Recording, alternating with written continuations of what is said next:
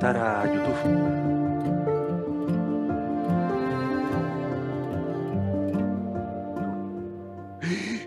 Me salió aquí. Espera, vamos a ir conectando. Déjame terminar esto y vamos.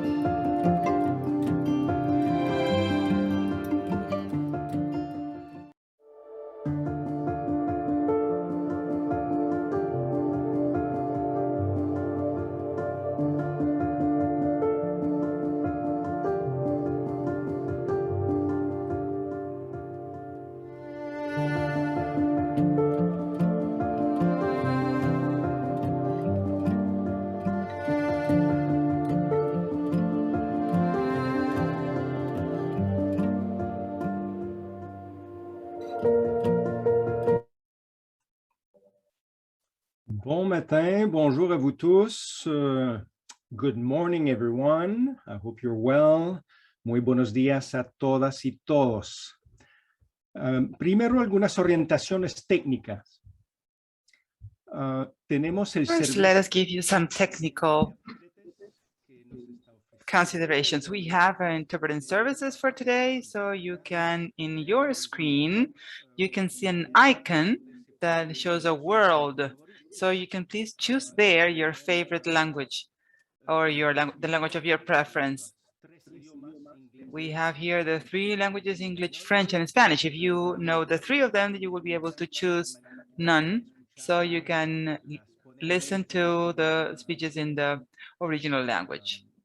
First, I would like to give you a few technical orientation for this morning.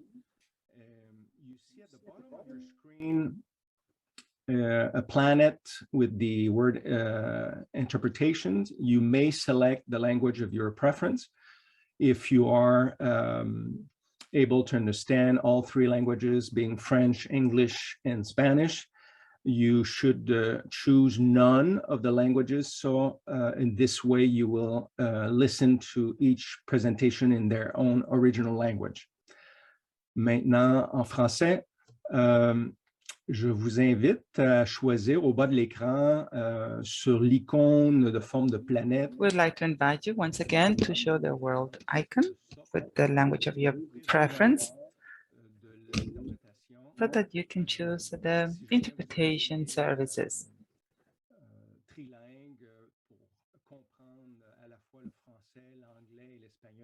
If you understand the 3 languages,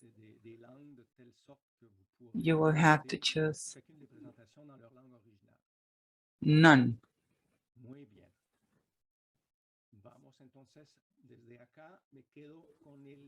Español que me encanta tanto. Let me stick to Spanish then, which I really love. My name is Sylvain Goudreau. I'm the regional coordinator for the Education for Employment for the Pacific Alliance program. I work in colleges and institutes, Canada, SICAN, and my role for today will be your facilitator for this forum and to try to make sure that everything works correctly with our technical team, everyone who is behind the scenes, who is really doing a fantastic job. Today, I would like to point out that for the Canadians and for many other countries in the world, it's a very special day because it's a commemoration day. Today, here with me, I have the coquelicot flower, which lets us understand the work that people who have been in war and have died in war. So we pay our respect to them, and every year we keep a moment of silence and we show our appreciation for their efforts and defense of our values. So I would like to invite you to one moment of silence, please. Muy bien. Mira, estamos reunidos. So we are here together in our last webinar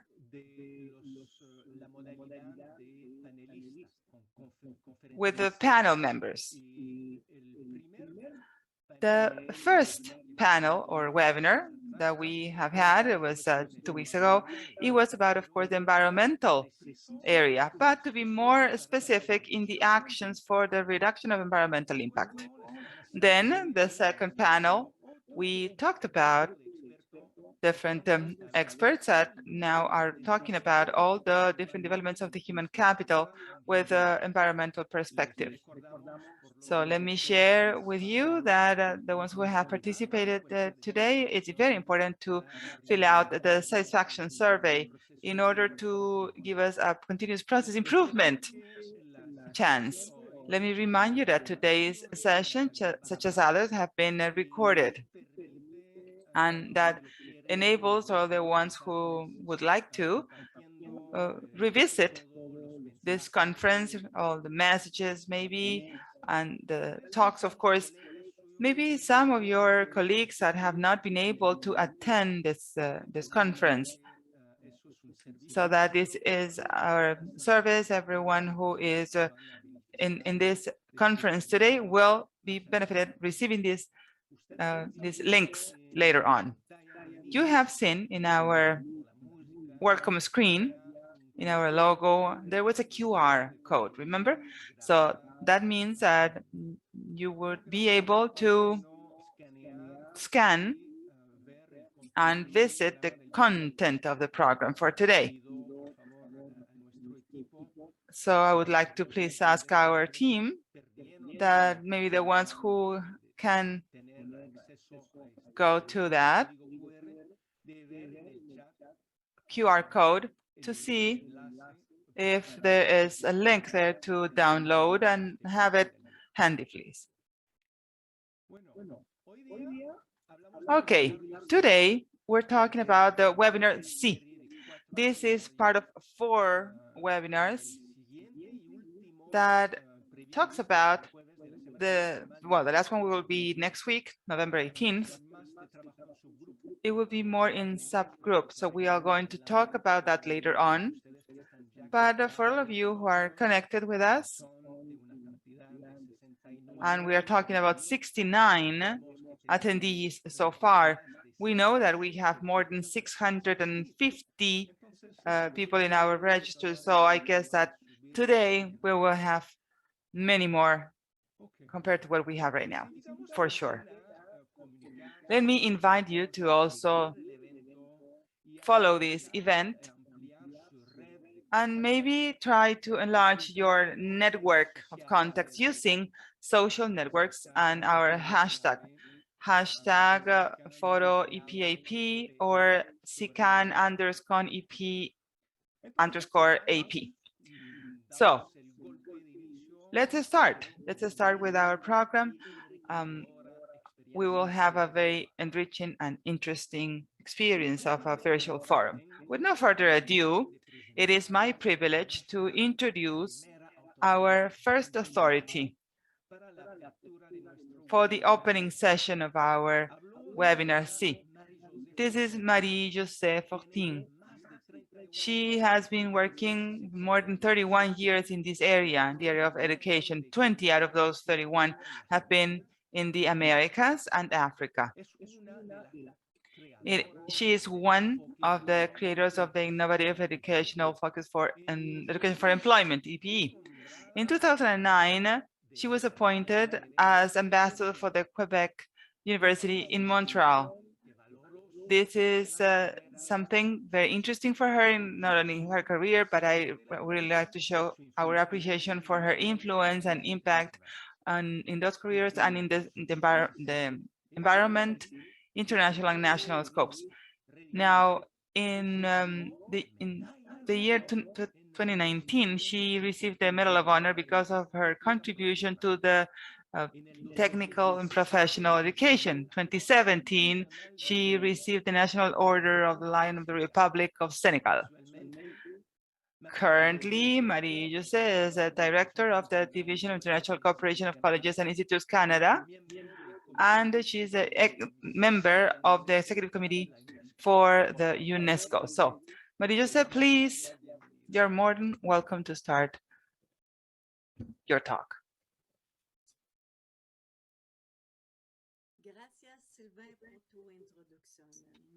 Thank you very much, Sylvain, for your introduction. Welcome, authorities. I would like to thank the Vice Minister of Environmental Management from the Ministry of Environment of Peru, Mariano Castro Sanchez Moreno, for this opening words, and also the Director of Environmental Aspects of the Environment in Colombia, Andrea Corso Alvarez, since she is going to be giving us the closing remarks. I would also like to, in advance, thank all the experts that are participating from Canada, Chile, Colombia, Mexico, and Peru, and also from other countries that will be with us, or have been with us today, but will be during this day. I would like to welcome once again and inaugurate this third webinar of the fourth forum, thematic forum of the Education Program for Employment in the Pacific Alliance.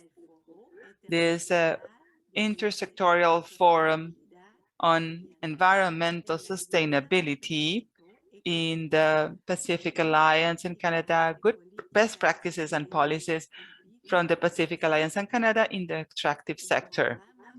This program is funded by the Canadian government and that has cross-sectionally dealt with many of the objectives of the Sustainable Development Goals that we have from the UN. Among those are specifically number 13, Action for Climate, with activities such as this forum, and that have been dedicated to this specific point. Des deux premiers webinaires grâce aux excellentes présentations des panélistes ainsi que I would like to thank everyone, all the participants of this seminar, without forgetting, of course, the contribution of all the participants during questions and answers. But we have here a certain pressure, right? Because what we have heard so far means that we need to keep that same quality. Today, we are going to talk about specifically the consultation processes and also the recognition system for good environmental management.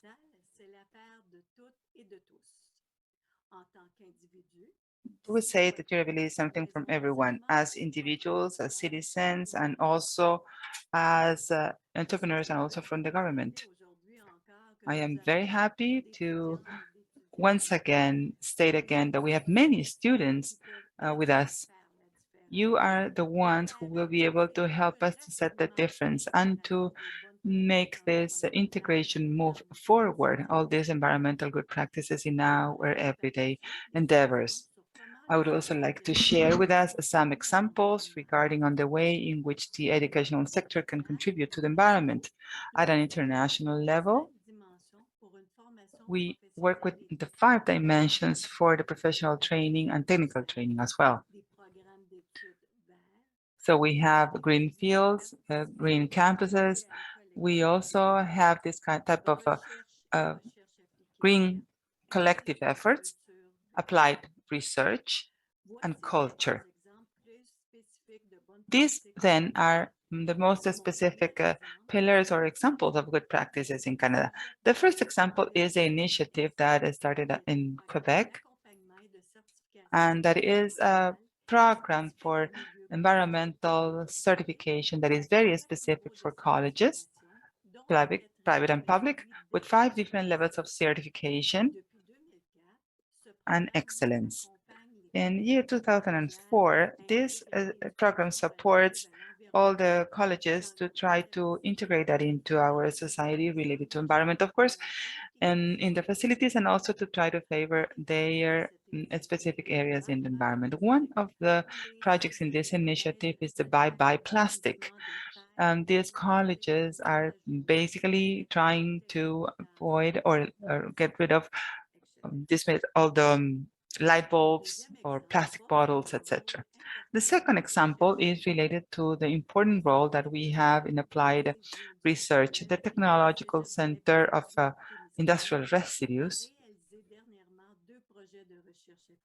has lately worked on trying to help the SMEs to accommodate to the environmental regulations that is in force, and to try to find ways in which we can organize once again all the areas that have been disturbed by the mining activities. So this project has enabled us to implement different technological landscaping for our areas, especially by making all these residues or parks, etc., on drainage, mining drainage parks with systems that are well wooded. The innovation section, where you can find many other examples, such as the work of Fleming College, which developed an innovative method for cleaning up oil spills, or the work of Nova Scotia Community College with the cultivation of microalgae for the manufacture of biofuels. And finally, in Latin America, through a previous education for employment program that TI-CAN implemented in the Andes, which was also funded by Global Affairs Canada, in Peru, we started to work on a Green Seal program that promote the integration of environmental education and the use of tools to implement sustainable management. The idea of a Green Seal does not only apply to higher education institutions. Today's webinar, we also explore how this idea applies to the extractive sector companies. For instance, you will later hear from the Mining Association of Canada that will talk about its Towards Sustainable Mining program. To conclude, I would like to end by reminding us of the important contribution that each of us as individuals can make. I'm certain that the speakers that we will hear from today will inspire us to help create and ensure a better world for our future generation. It's a real pleasure for us as Canadians to collaborate closely with our partners and friends from the Pacific Alliance. Thank you and hope you will enjoy the webinar. Merci. Gracias. Marie-Josée, merci beaucoup. Muchísimas gracias por estas palabras de apertura. Thank you very much for these opening remarks. It's not only for stating the most specific points that we will talk about today, but also to remind us on how important students are, and because they are change agents for the green future and sustainable one as well. So we are going to also give them our warmest welcome. Our next authority comes from Peru to try to kick on our third seminar. It's a pleasure for me to introduce Mariano Castro Sanchez Moreno. He's the Vice Minister of Environmental Management from the Ministry of Environment in Peru. He is also a lawyer, a teacher, and a consultant in environmental regulation and in best practices programs. He studied in the Catholic University of Peru, and he has also a diploma in biology, the conservation in biodiversity in the University Cayetano Heredia. And he holds a master's degree in legal research. He also went through an audit programs in the environmental management systems, ISO 14000, and a teacher in the program for the specialization on environmental areas in that university. Mr. Deputy Minister Castro, more than welcome. Thank you very much, Silvana. First of all, I'd like to highlight the importance of this forum, because this is a push in the context, or in a better context of environmental sustainability for our countries. I also like to greet Dr. Budrom, who made a wonderful introduction for the scope of this process, and to each one of the participants as well. I'd like to say that we are at a time in the evolution process of the environmental performance and sustainability that is very relevant for our countries, because although we have moved forward in several political aspects and institutional aspects for entrepreneurial management, etc., we're clearly at a challenge that are more urgent and more important, which demand the construction of better regulations and better training and better skills in order to define those policies and also to apply them properly. That there we have the importance and the emphasis of this forum in terms of training, employment, and also the young people, so that we can push or enhance the best capabilities in order to look at the needs or meet the needs on the challenges of environmental sustainability of the big investments, the extractive ones, etc., that are very relevant in our region, but also in the challenges that the micro and small companies have. In our countries, they are one of the most important sources of income and employment.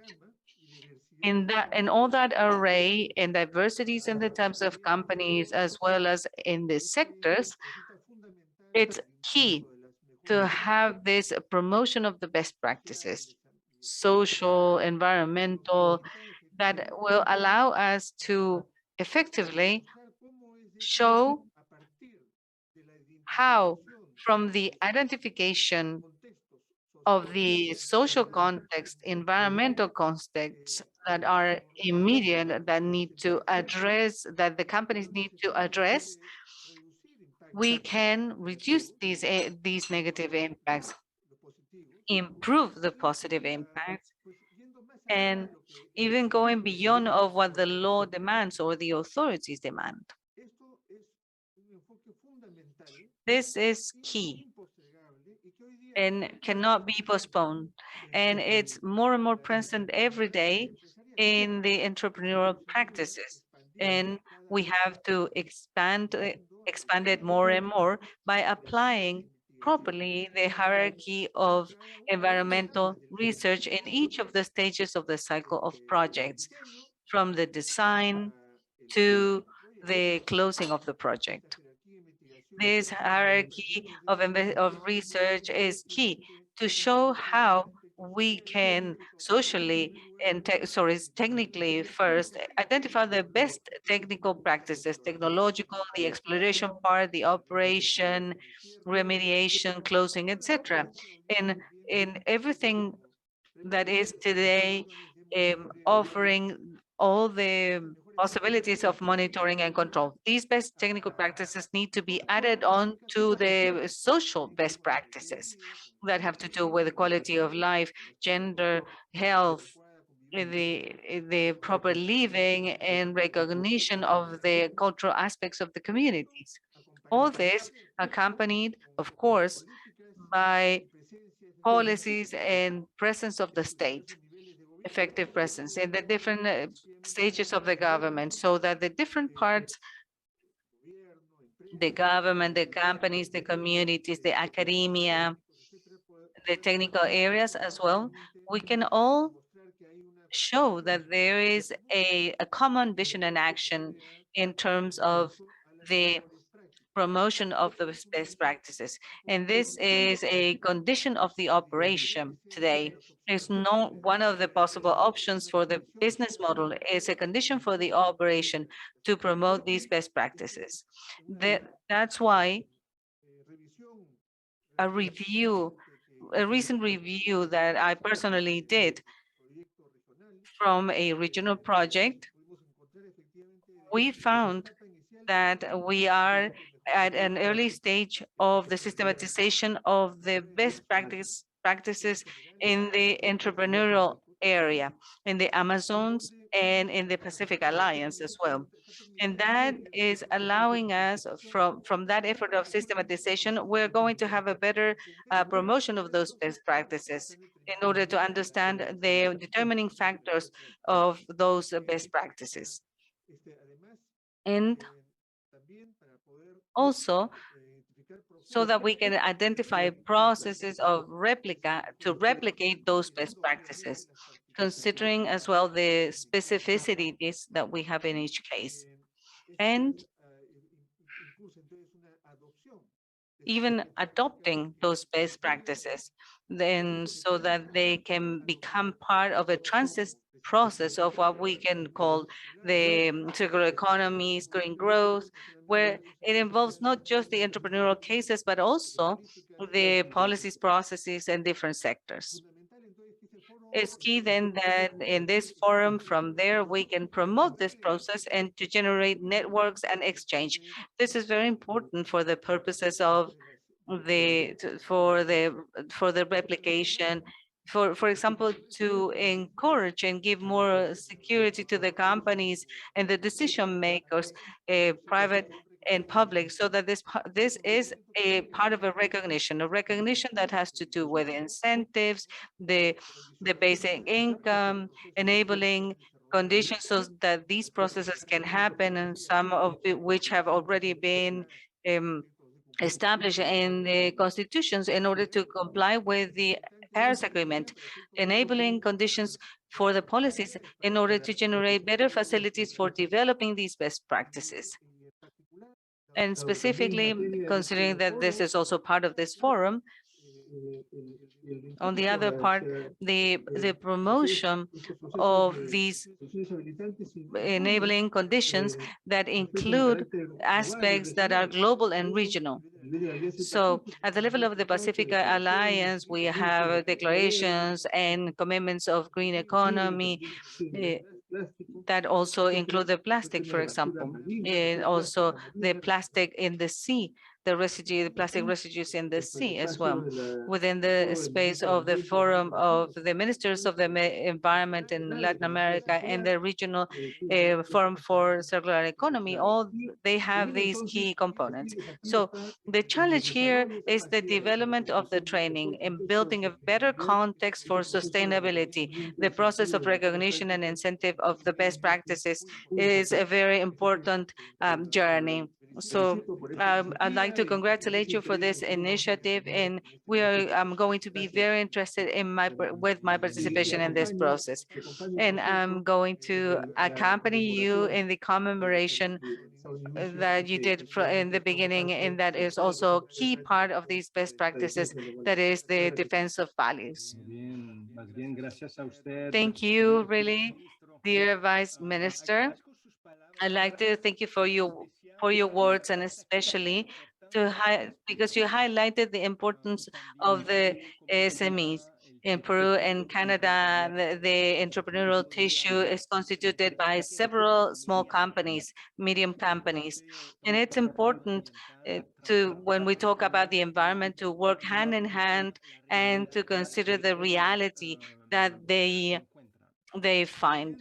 And I also really like the focus of your words, my dear Vice Minister, focusing on the best practices, and that these best practices are actually checked and put into evidence besides being systematized, so that can better help in disseminating them in what is relevant and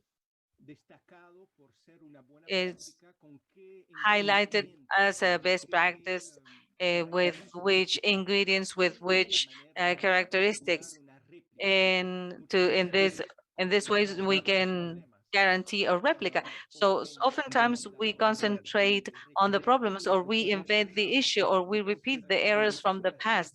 So thank you very much for your words. Very words of wisdom, really.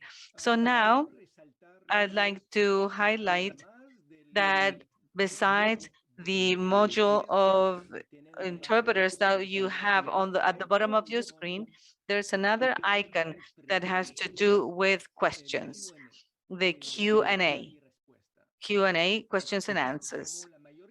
So since most of you probably know, we have made an effort on the part of SICAN and with our partners of the Pacific Alliance and the organizing committee to design a global programming of 4 webinars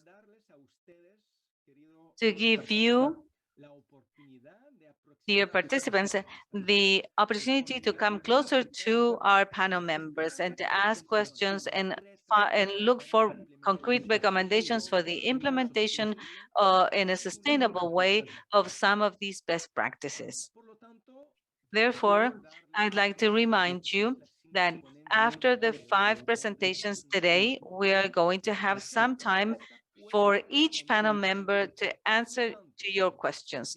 So during the next 2 hours, we would like to invite you to use this function, this module of Q&A,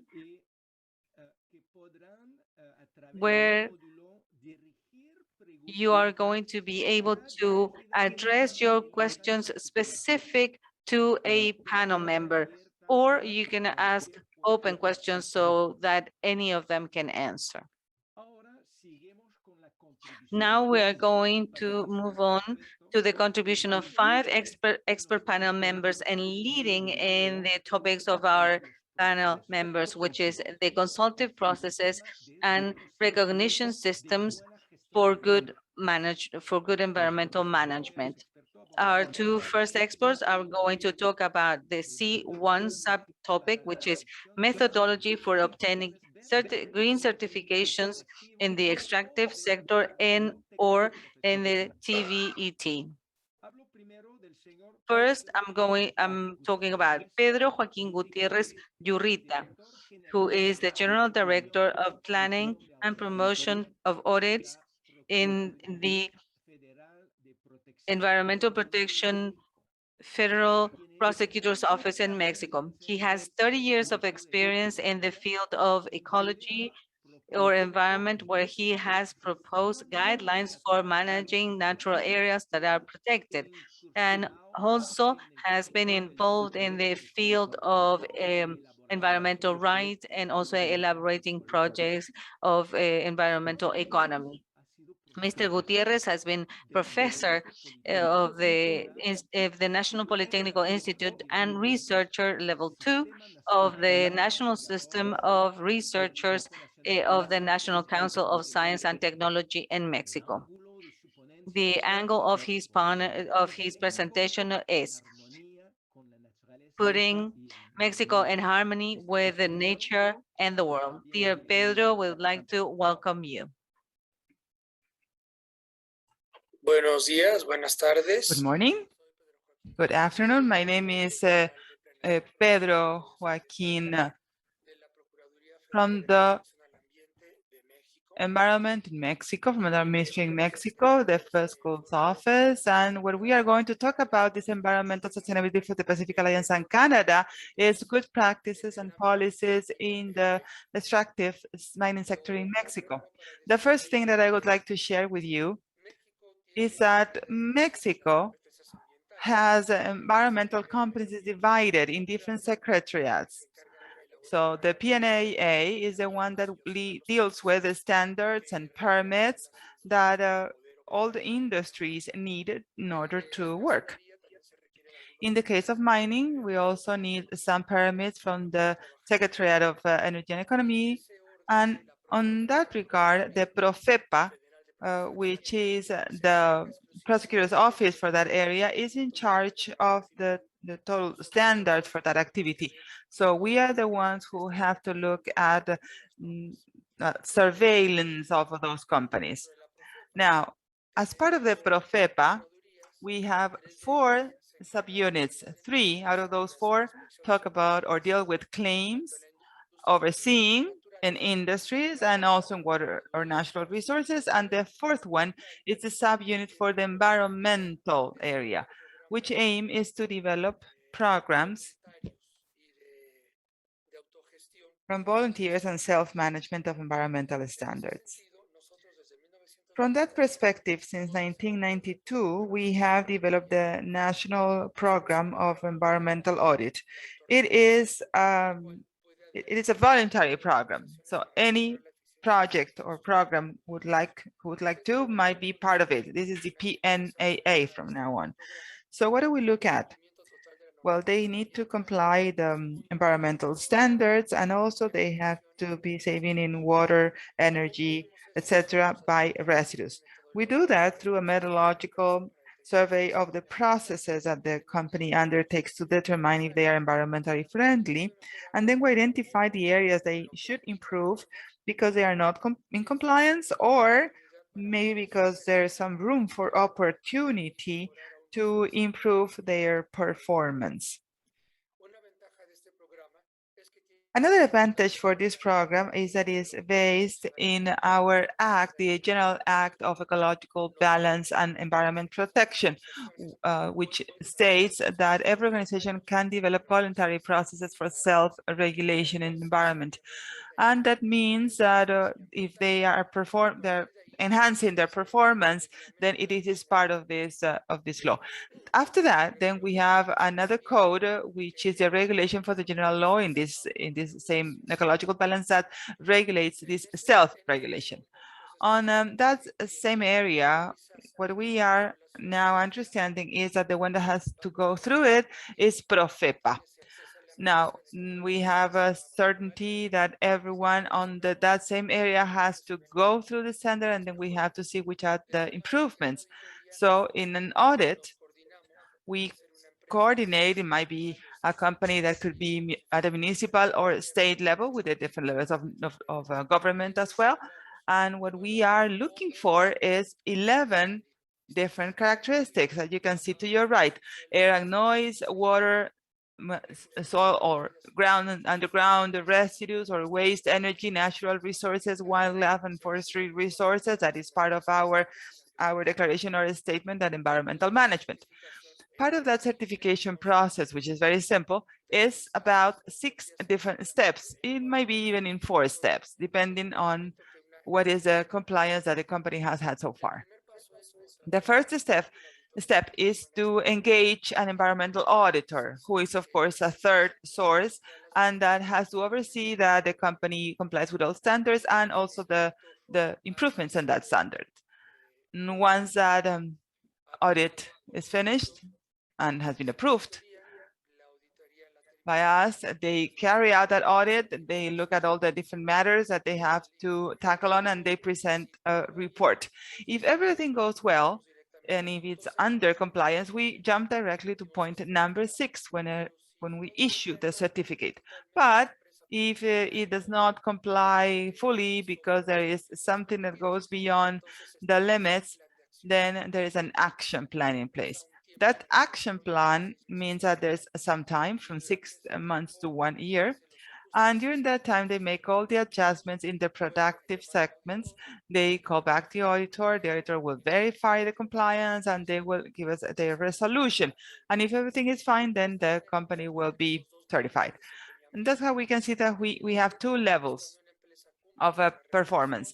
The first one, the NDA 1, as we called, is the one that does everything to identify programs, policies, or actions aimed at the prevention of contamination and environmental risk management, and also the environmental risks that are more meaningful as well.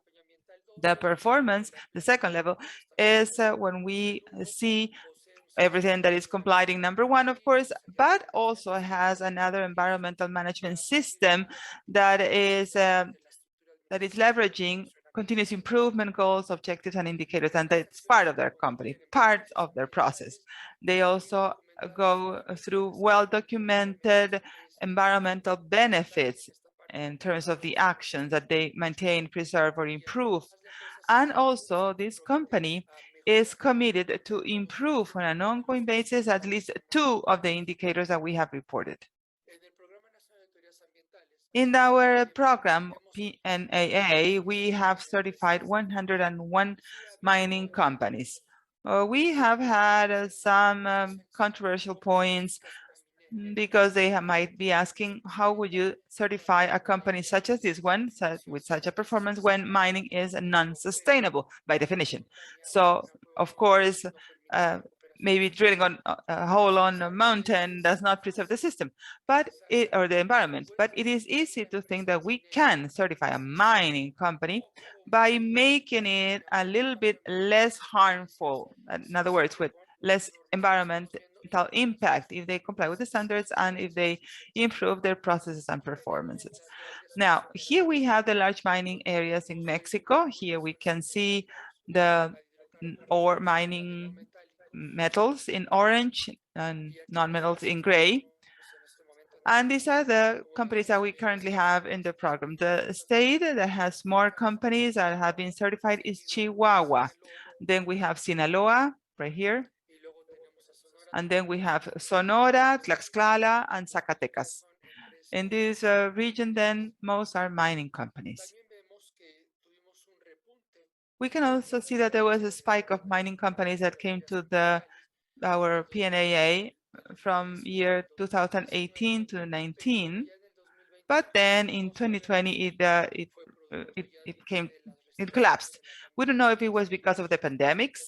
We guess that it's because of that. Many companies had to stop operations, but then we have tried to go back in track so that just to see in 2022, we can be back in our original conditions. I was already mentioning that there was some controversy with non-sustainable mining companies as a concept, of course.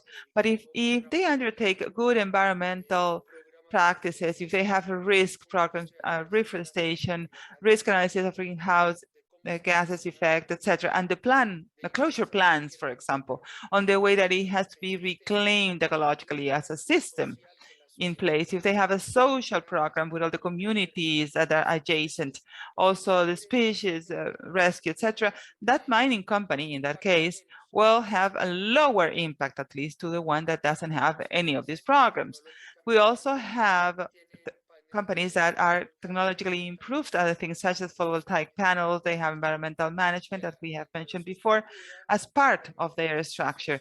They have citizenship awareness programs, etc. So in energy, for example. So they have programs to try to reduce their emissions, gases, and waste. So that's what we have achieved. In 2020, we had 22 companies. Our savings were around 2.5 million liters of water, 155 million of kilowatts per year. Also, the lowering of hazardous residues of 510 tons, less urban residues of 593 tons, and CO2 emissions reductions of 144,000 tons. So as you can see, those are relevant savings. In Mexican pesos, is around 335 million pesos. Now, if I translate these figures in our day-to-day basis, we can say that with all the water that we have saved, we can give water to 24,926 people. We can also supply energy to 53,000 homes and more. We have generated all the waste that is generated by 1,600 people, and the CO2 that we are not now seeing in our streets is also important. Thank you very much for your attention. Thank you very much, Pedro. Thank you for those interesting words. And I would like to understand that It's very important that you have shared with us everything that is happening in Mexico, and also the importance that we have of what we call the support that we call positive or constructive and voluntary, right, for programs. That means that there is certain priorities in the continuous improvement for those practices instead of also maybe criticize or just penalize. So that's also very interesting that we can go back to the in the question and answer maybe period to try to clear out what are the benefits that we have behind this in the generation of participation of those companies. Okay, let's continue then in that same point, green certification in the extractive sector. Our following expert comes from Canada. Her name is Catherine Gosselin. She is a director of the program that is called Towards Sustainable Mining in the Mining Association of Canada. She joined this association from Natural Resources Canada, and she worked with the Latin American governments in order to promote mining practices that were also sustainable. She also gave advising to trades in the northern part of the Americas through the treaty of Mexico's United States treaty and Canada, of course. She was also responsible for international collaboration and development of policies in Canada related to trade and investment in critical ores. Before joining the Canadian government, she worked in different countries such as Taiwan, Sri Lanka, and Belgium. We should also mention that she has a master's degree in global politics in the Political Science School of London.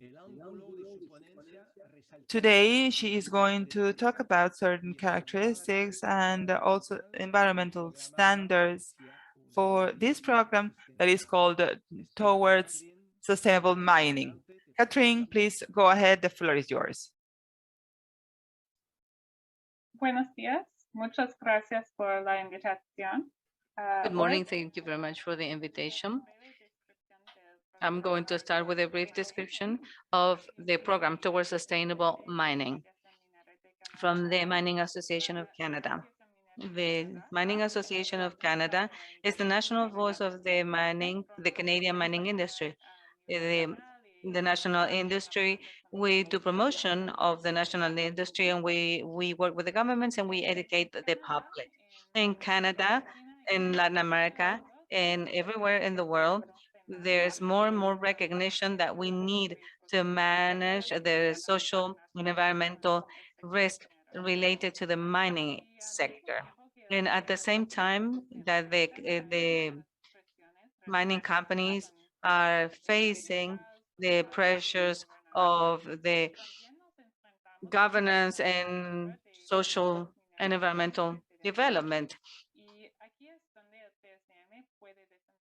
And this is where TSM can play a significant role. This program started in 2004, and it was the first standard of sustainability for mining at the level of mines. And it's mandatory for all the mining companies that are members of the associations that have adopted this TSM program. The implementation of the program at the level of the mine is relevant because it was the first time that the whole communities, where the interest group, the local communities, were able to examine the performance of the mining sites for metal extraction, specific metal extraction. It's also important to highlight from the beginning that the credibility of the TSM relies on the significant role of our advisory panel of the interest communities. This independent panel is comprised of by is comprised of indigenous group, communities, environmental, social, NGOs, investors, and others of all the Canadian society. This organization or this body contributes to the elaboration of the protocols and processes of TSM. It provides critical perspective on questions that are emerging and performance in the process of external education for the companies. In Canada, the members of the Mining Association in Canada implement the TSM through 8 protocols that cover 8 different topics. The management of landfills, the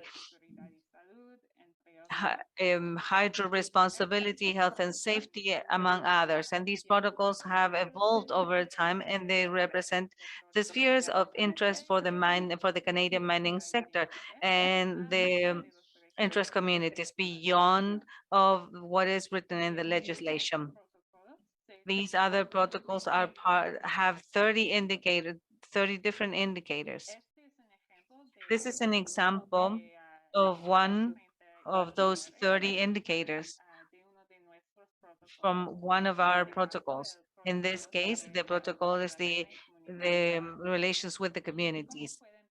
And as you can see in this example, in each level of performance, we have level C and AAA. The protocols provide criteria that are supporting the continuous improvement of their management system with additional criteria. I'm not going to have time today to talk about each of the protocols and the specificities of them, but all this material is available for free in our website in English, French, and Spanish in case you want to check them out. Another key aspect of the TSM and you can find it in this site of the Mining Association of Canada, where they show the performance of their mines regarding a set of indicators per year. The value of TSM is that the interested groups can evaluate the performance of the specific site related to each of the 30 indicators and use that information to support their participation and to determine their own level of trust in the activities of the sustainability of the mine. For example, this graph shows the main performance of 6 stations in the same company, and there's 5 indicators of the protocol about health and safety. And you can see very clearly that the performance is not consistent between the indicators.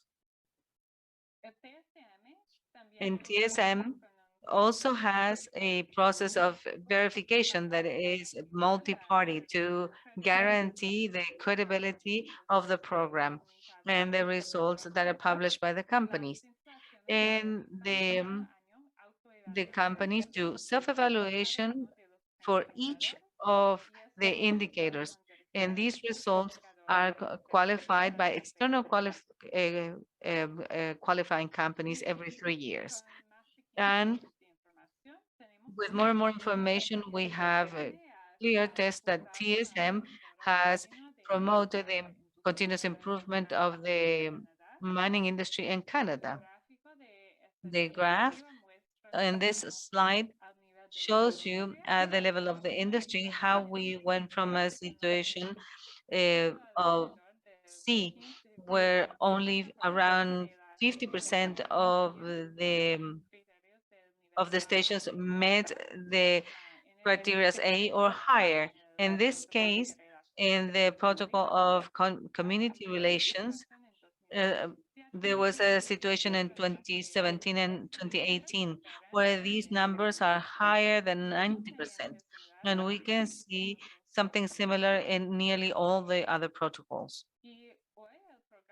Today, the program is not just for Canada, it has been adopted by mining associations around the world.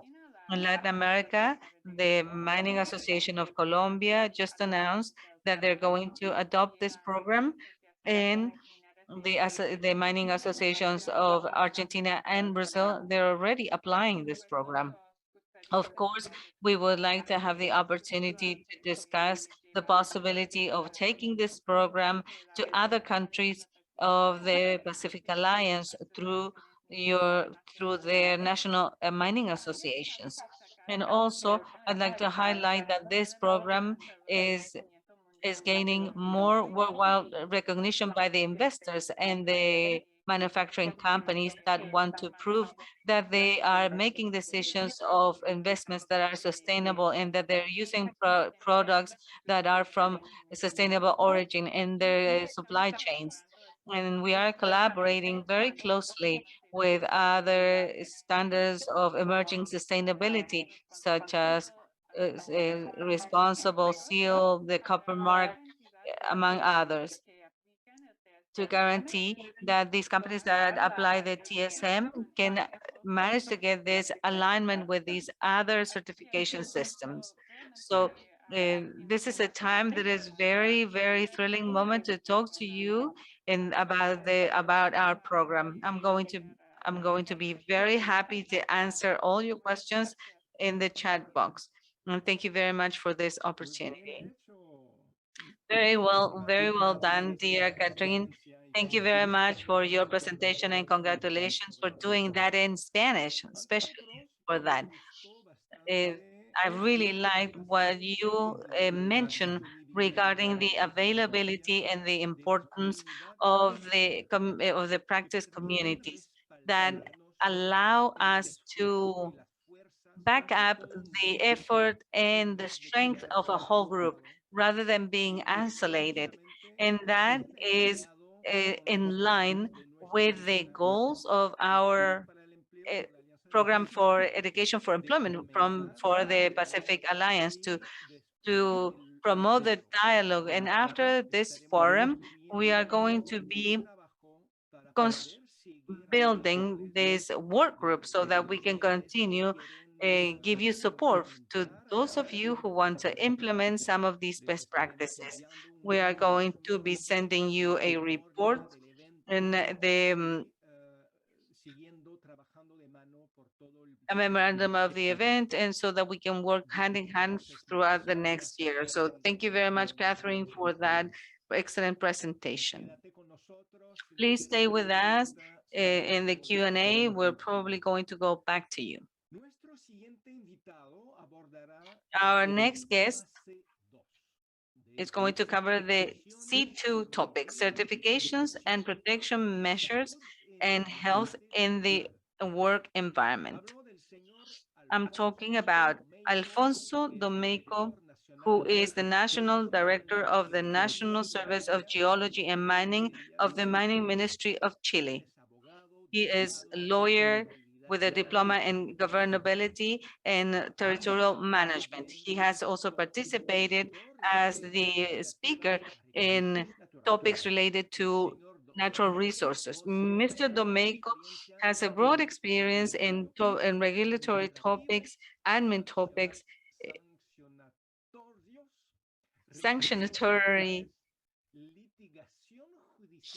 natural resources, judicial legislation, and admin. And he has also participated in several draft projects. So he's going to talk about the continuous improvement in mining safety. Mr. Domeyko, please go ahead. Good morning. My name is Alfonso Domeyko. I am National Director of the National Service of Geology and Mining in Chile. And we are going to talk about the development and progress in the mining sector in the last years. This first slide shows the way in which the staffing in mining sites have increased in almost 40% in the last years. We can see that in 2010, compared to what we have this year is huge. And this year we have almost 270,000 workers. So in this staffing, 10 to 12% is women, which also is a positive note on the way in which women are coming more and more into the mining business or industry in, of course, different positions. And depending on the technological development, the introduction of new operations or new technologies, we can see how women have been able to come into this mining industry in a solid pace. Fatality indexes now, or rates and accidents, we can see that from years 2010 and 2021, we have an interesting decrease. 2010, we had 41 accidents and 45 deceased, unfortunately. And the year 2020, we have not closed this year yet, but 2020, we have 11 accidents and 13 fatalities, despite the increase of workers. That's something we have to bear in mind. In 2020, we have a decrease in some months by mid-year because of the pandemics. Still, the variable that we have to consider is a proportional one, and that's 6%. In other words, it was not a reduction because there were no workers on site. In terms of the fatality rates, we can see that in the last 10 years, there's been a decrease of 75%. This fatality rate is per 1 million of worked hours, 0.03 people. That's the rate. That's what this index means. What does this mean specifically? We have to consider that in 2010, we had the accident of the 33 miners in San Jose, quite well known by all of us. And this certainly generated a change in our culture in our country. And it also permeated the political authorities or government authorities, workers, unions, and companies in general. We understand that this is one of the main drivers that brought us to develop a very strong culture, and that has taken us to this interesting decrease in figures. The frequency rate, which is related once again to the lost time incident rate, we have also seen the reduction of around 60%. What's the impact? The impact of this culture to the mid-sized mining companies or small mining companies. This graph shows that large companies had a 73% decrease. Rates are very low, in average 3.3% only. But we can also see, and this is quite an optimistic note, that small and medium-sized companies represent almost 80% during these last 10 years. And the rate is higher, of course, since we are talking about less workers, that's why, or fewer workers. But the point is that we have less accidents and also less fatalities, yes. And which means that there's a commitment and an engagement of everyone in the mining sector with safety and with the policies ongoing onboarding process to try to make it more safe and sustainable in our country, led by our government. If we can now compare the accident rate with other economic activities, we can see that from 2010 to 2019, mining companies shows the lowest rate, 1.1%. In the last 10 years, 45% in total. And the fatality rate that is also the lowest one compared to other industrial activities if we compare it to construction or transportation or agriculture. This rate is measured through the insurance payment in work accidents.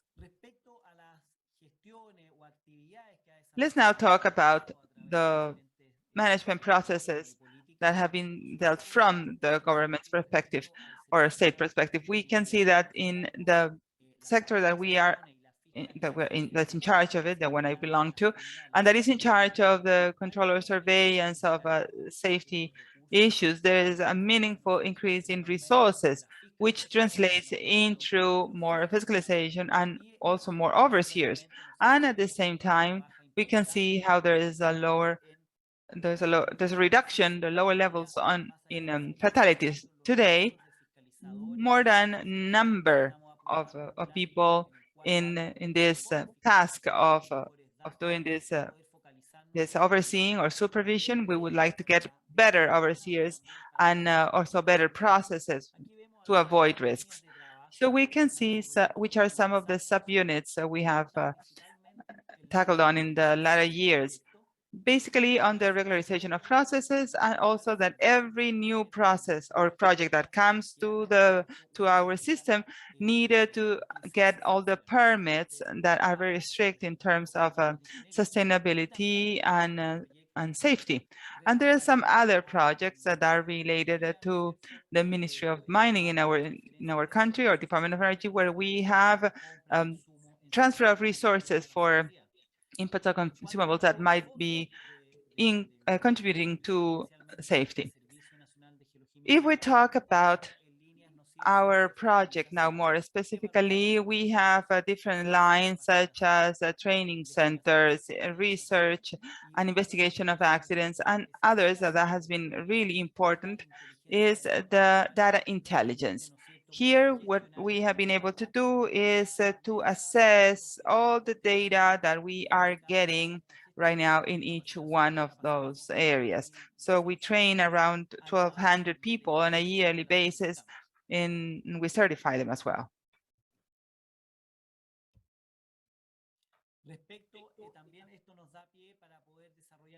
This is also helping us to relate to other areas, such as, for example, analyze the types of accidents. Here we have a breakdown, and each one of these accidents, then we analyze them based on the geographical area or the segments where they belong to. So we can use these indexes to develop better mining in our countries. We also have other tools, such as visualization portals, that will help us to see which are all the different accidents or maybe non-compliances from mining companies or small companies as well. And this is a way in which we can improve different areas and being such as a mining police character towards an institution that will support effectively the safety policies on site. Let's talk about the challenges that we have in mining safety. We have human capital. Based on that, we have training, and small mining training is essential. It's cross-sectional in order to develop any activities, and that the person would be the core, the most important point in our operations. The small mining companies, they are quite concentrating in trying to improve their work, such as through new technologies. We have seen that specifically in this last year, we have seen projects that are related to automation of some processes or equipment. And at the end of the day, what they are looking for is, on one hand, to improve production, of course, but on the other hand, also to try to avoid the exposure of workers to risk, to the line of fire. And finally, the sanitary component. After everything we've seen in COVID, mining in Chile has had very low rates, less than 2%, if I'm not mistaken. And that means that we have seen an important development in terms of prevention in mining sites. And we think that should also be a key aspect as part of our work in the coming years in order to maintain or improve the conditions in health and safety for all our workers. That would be my presentation for today. Thank you very much.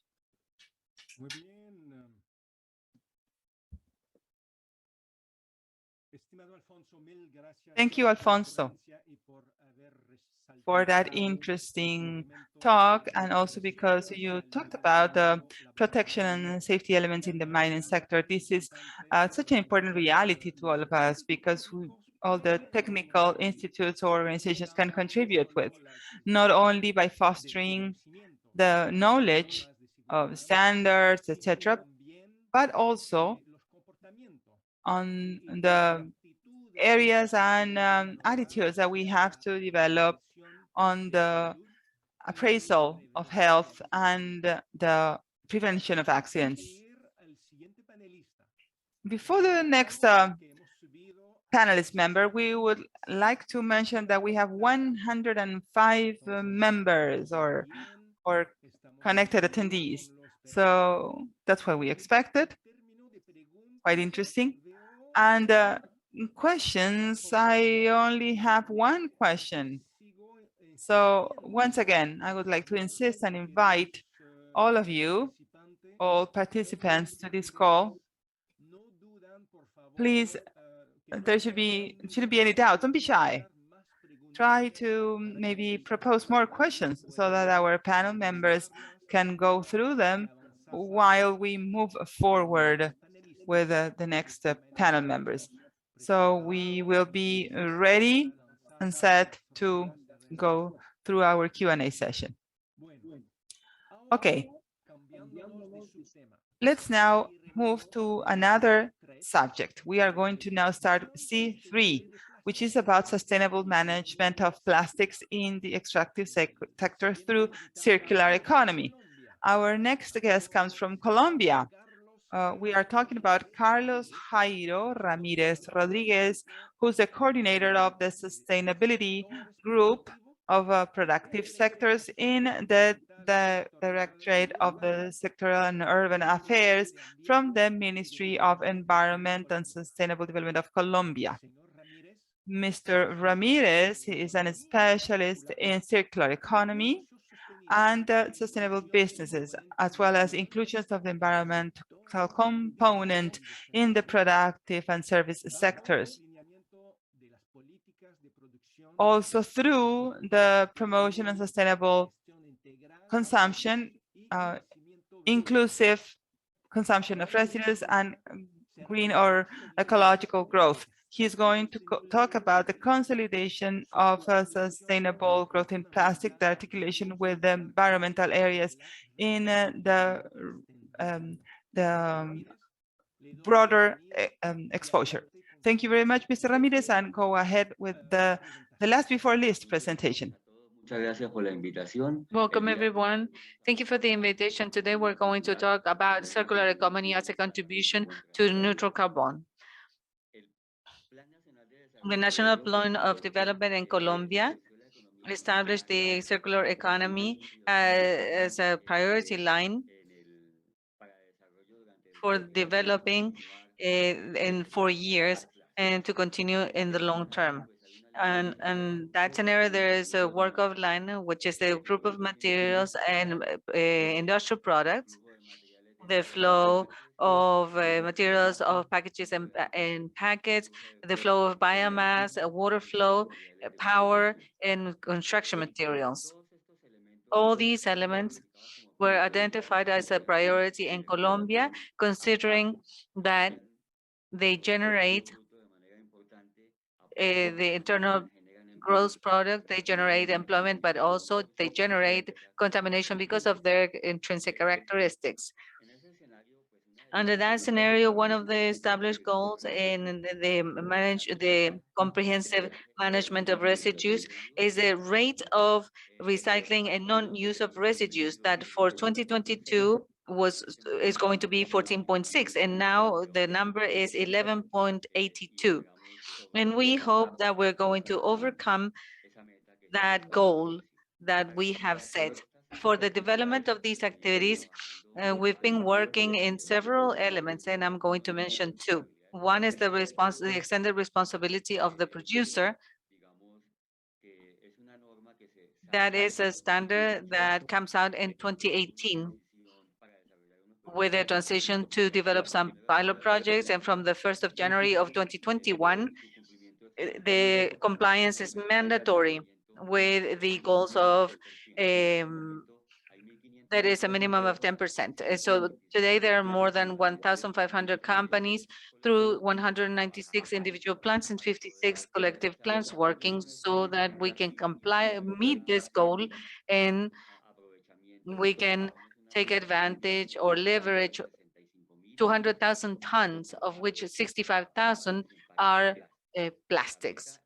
The goal is to have 1 million tons for 2030. That is 30% of the effective tons that have been leveraged.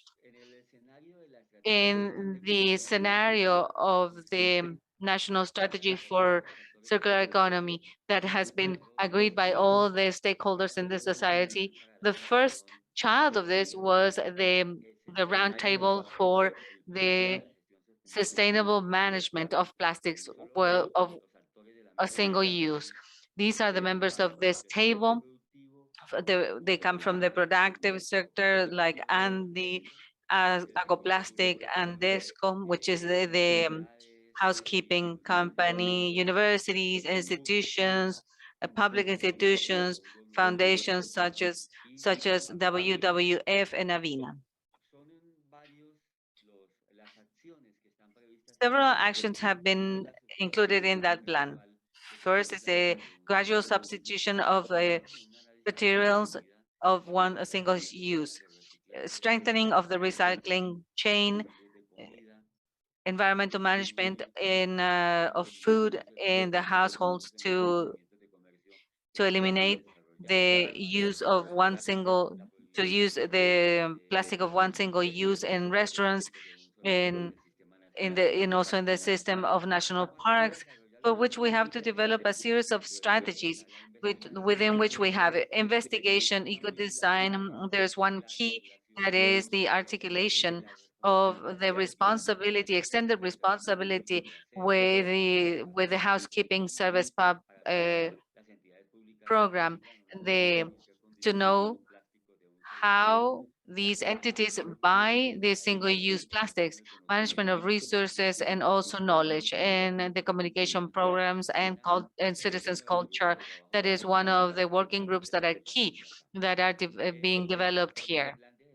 And the plan of sustainable management of single-use plastic, we are moving forward in the analysis of the life cycle, the symbiosis, the eco-design, recycling, and eco-labeling at private level, and also building agreements with the municipality so that we can leverage the plastics locally, and also in communication and citizens culture that are very significant.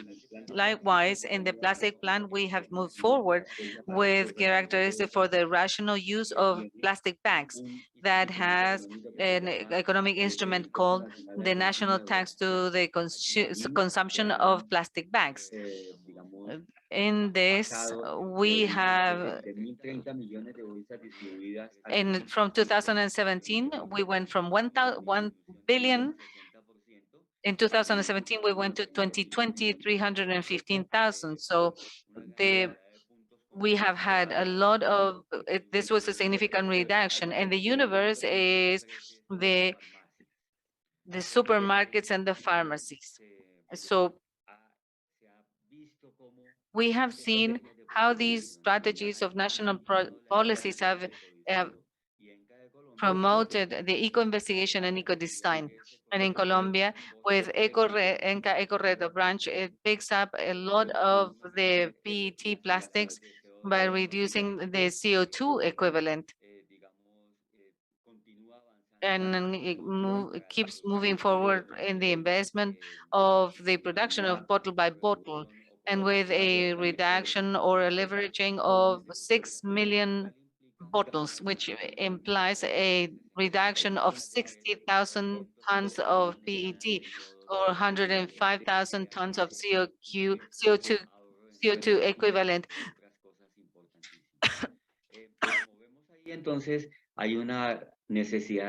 As we can see here, there's the need of articulation between the municipal administration that you can see here in green in this graph, and the articulation with the other stakeholders that are part of the extended responsibility of the producer.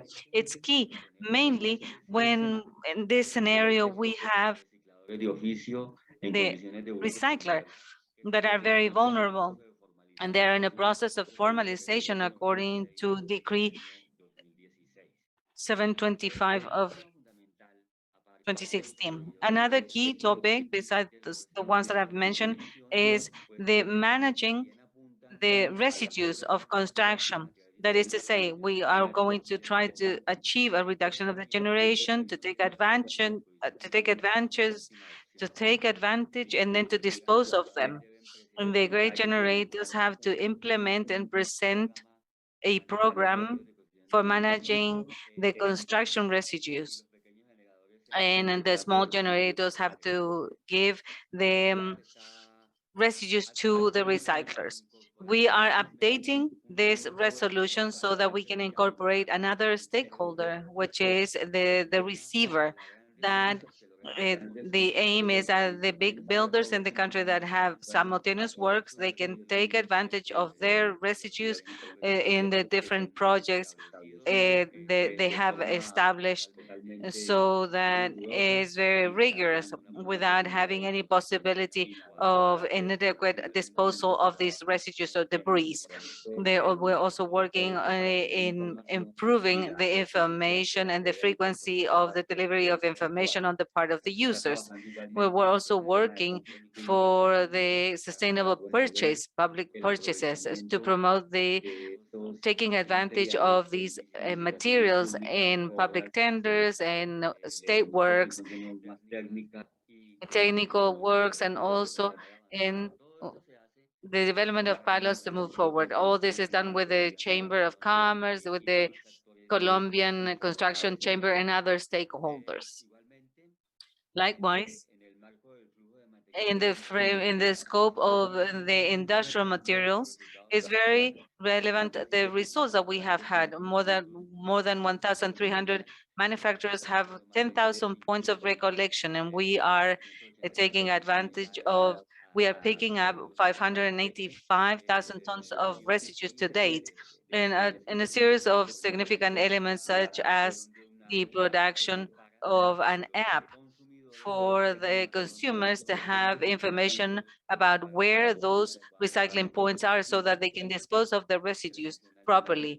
The ones that I mentioned earlier, tires, batteries, car batteries, lights, pest control, packaging, expired medicines, etc. The key idea here is that in 2018, we had 6.7 million tons of CO2 equivalent, which are being issued into the environment, to get to 2050 to 5.6, with important participation of all the post-consumption participation and construction. So in cement here, you can see, this is the darker one.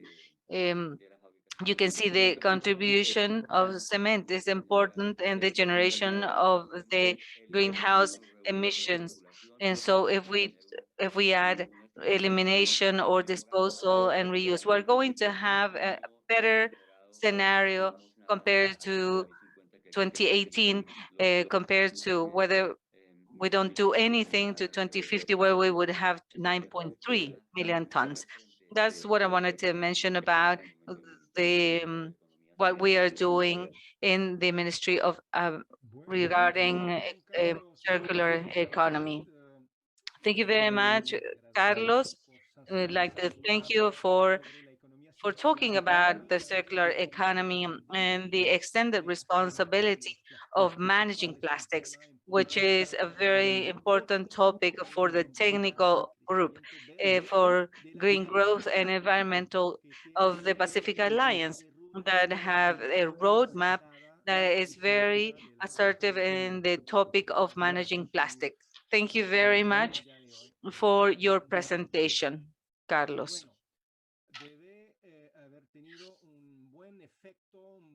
Probably my words have has had an impact in the cyber community. Now we have 120 people connected, and this is live and people are in synchrony with us. But we also know that on YouTube there is a broadcast as well, with more participation from other people as well. Now, following with C3 for Sustainable Management of Plastic and Circular Economy. Our last panel member for today comes from Peru. We're talking about Paloma Roldan Ruiz. She is the Executive Director of the Civil Association Healthy Cities. She is the leader of the projects that interconnect the civil society with companies and government with the same purpose and projects of large scale with international impact. Mrs. Roldan is a specialist in the formulation and execution of projects and programs, social environmental, with emphasis in circular economy, recycling, inclusive recycling, environmental communication, education. She's going to talk about training and sensitization of the public and private sectors in order to promote the continuous training of recyclers.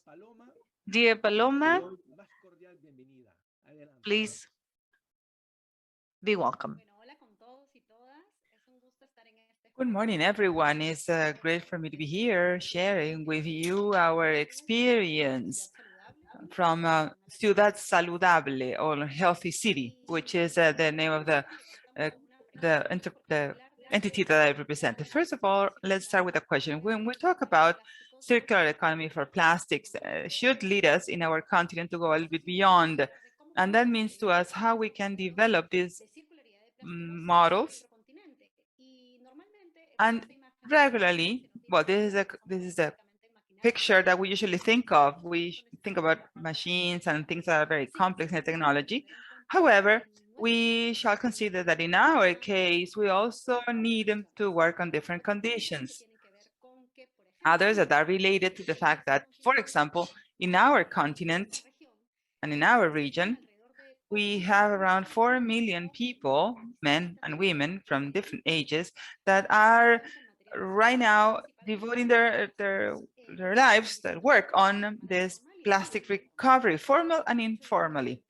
In the case of Peru, 70% of the plastic industry is informal, which means that there's a huge challenge in front of us. And talking about challenges, I also think it's important to start with this, and that's what we would like to share with you today, that the challenge to talk about the singularity of plastics is related to having a broad point of view. That means that we are not going to sort out or the issue or the problem of public policies or education, environmental education, or whatever is related to businesses, or even if we talk about waste management, where we have most of the potential, because the truth of the fact is that we cannot talk about circular economy without talking about recycling. And talking about recycling is also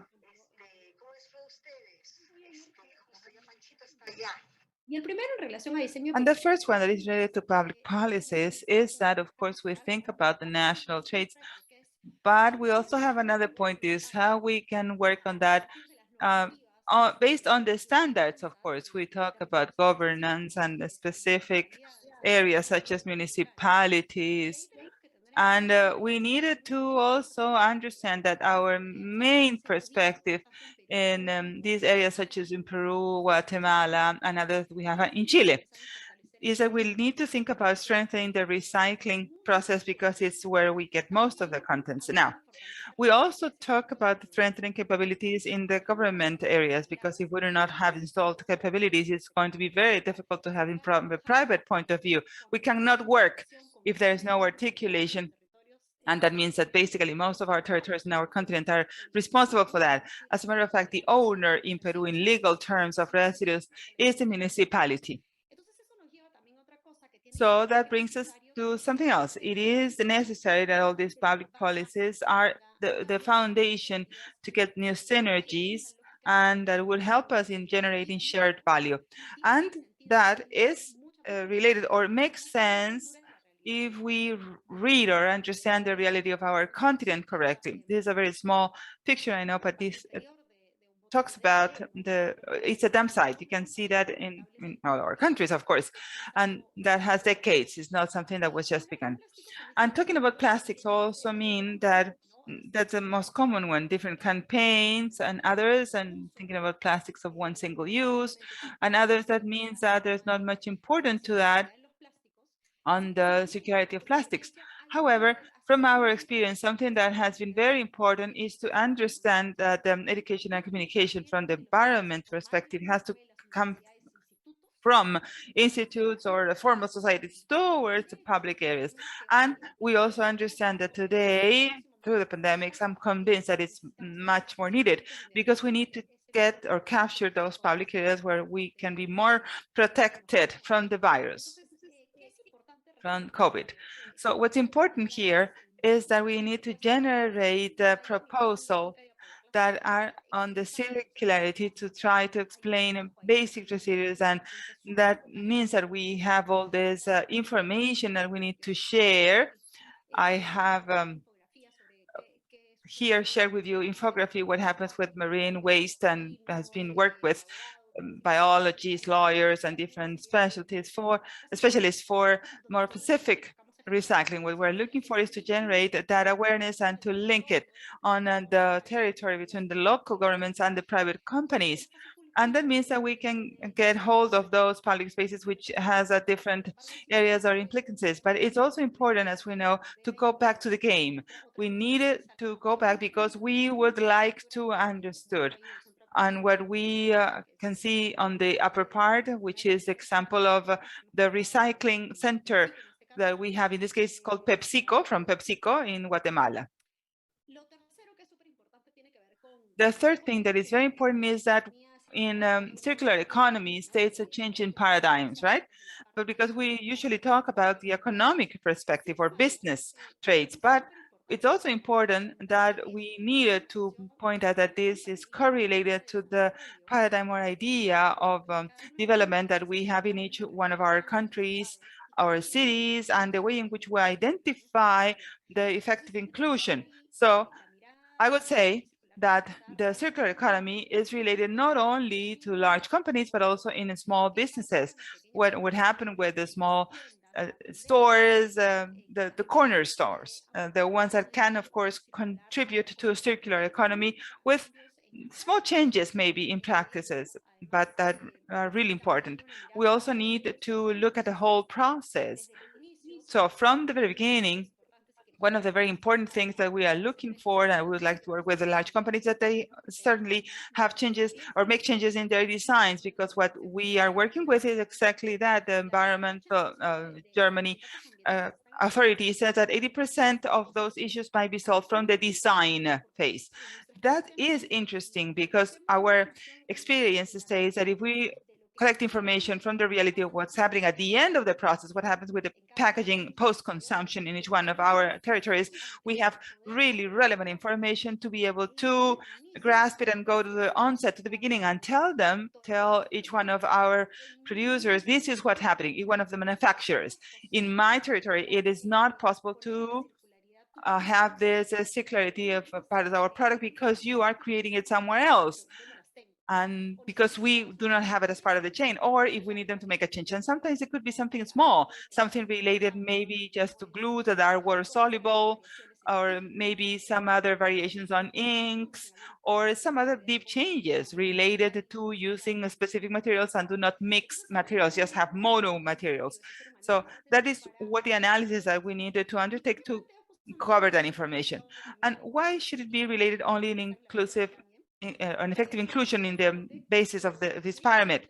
Well, it's important because in Latin America, we needed to give some floor, enough floor, to all recyclers. They are the specialists in packaging. They are our main source of information as well. And they are also communicators, environmental educators. It's important because they are part of this whole process as well.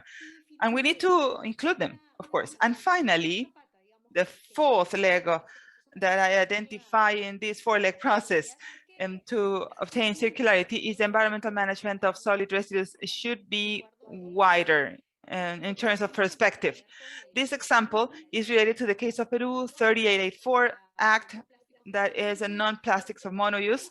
And why am I stating this here? Why am I mentioning? Because it also opens a challenge to other possibilities that we really see that the standards that are related to circular economy or that talks about the assessment or appreciation is of organic residues is effective, and that it opens room for different types of businesses in packaging, for example, in plastic, or that different companies might use plastic material as raw material for other businesses, so as to try to get new products.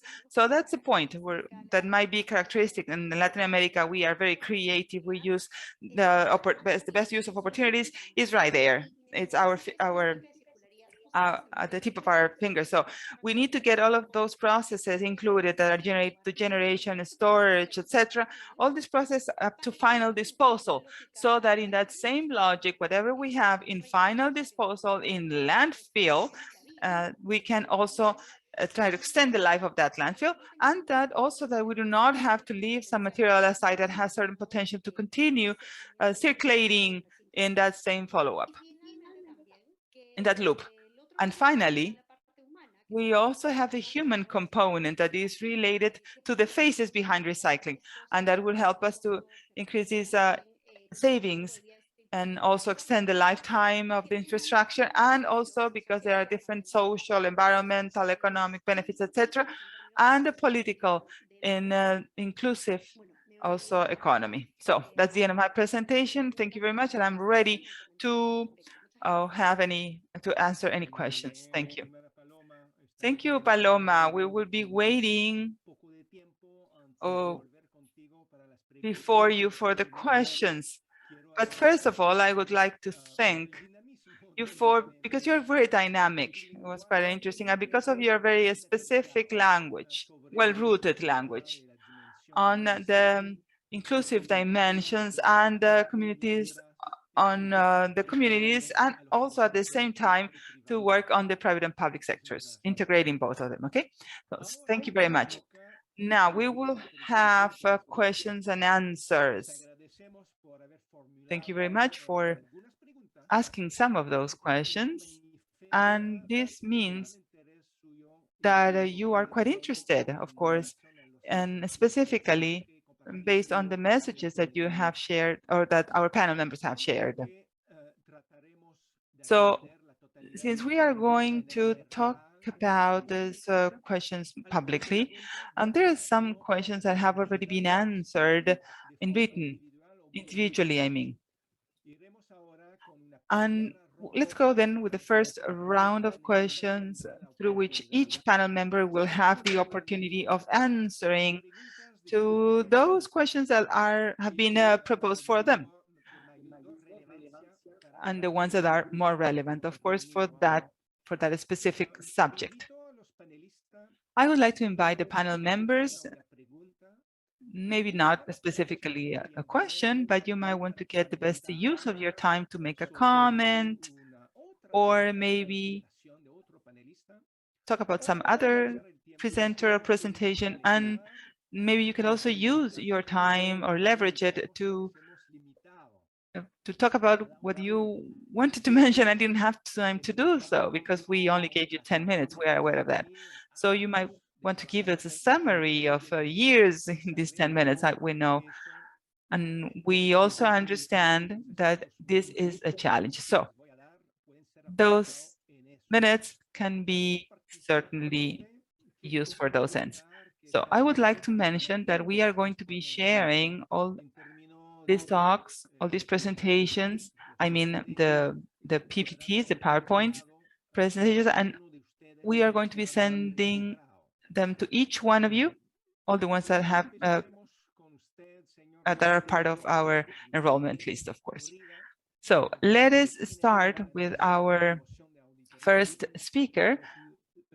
Let's invite, please, our Mexican friend, the Director General of Planning and the Promotion of Audits and Federal Prosecutor of Environment Protection in Mexico, Mr. Pedro Joaquín Gutiérrez. Good morning.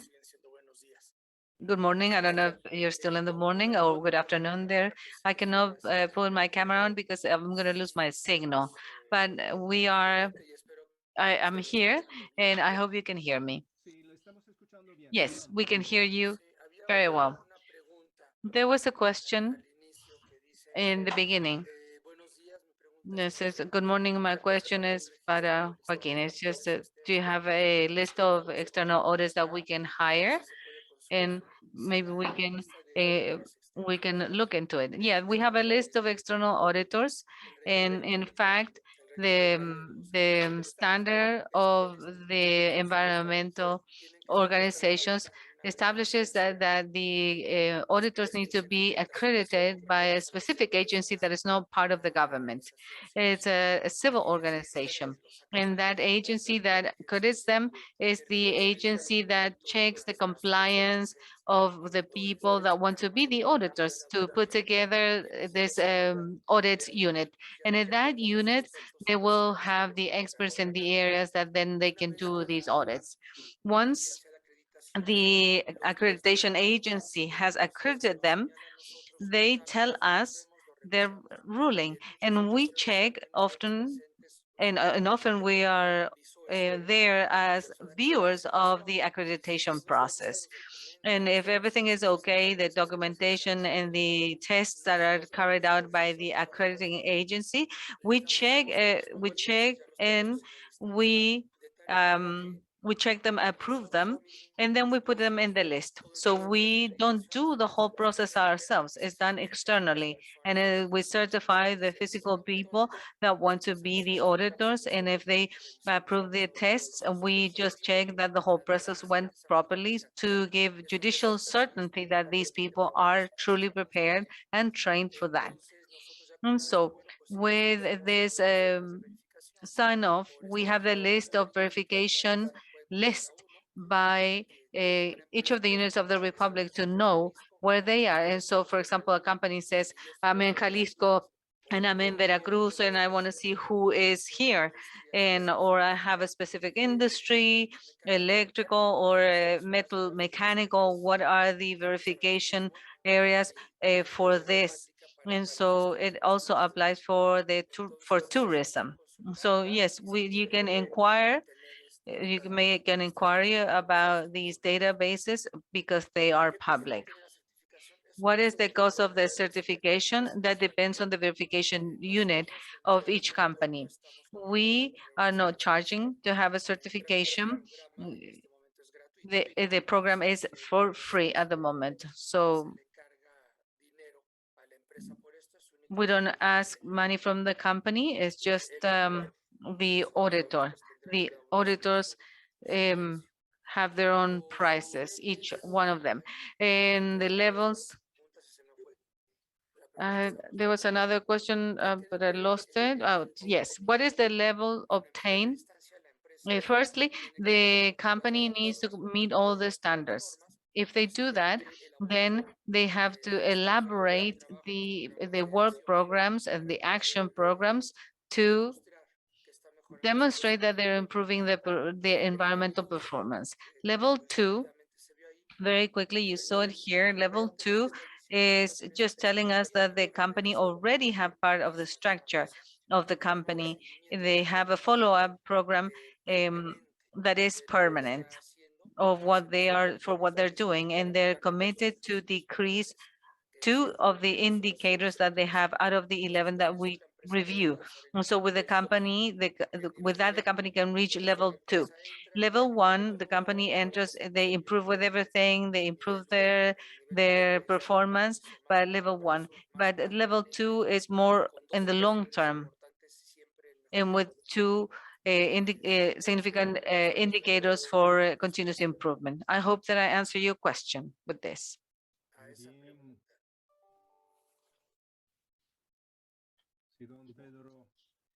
Yes.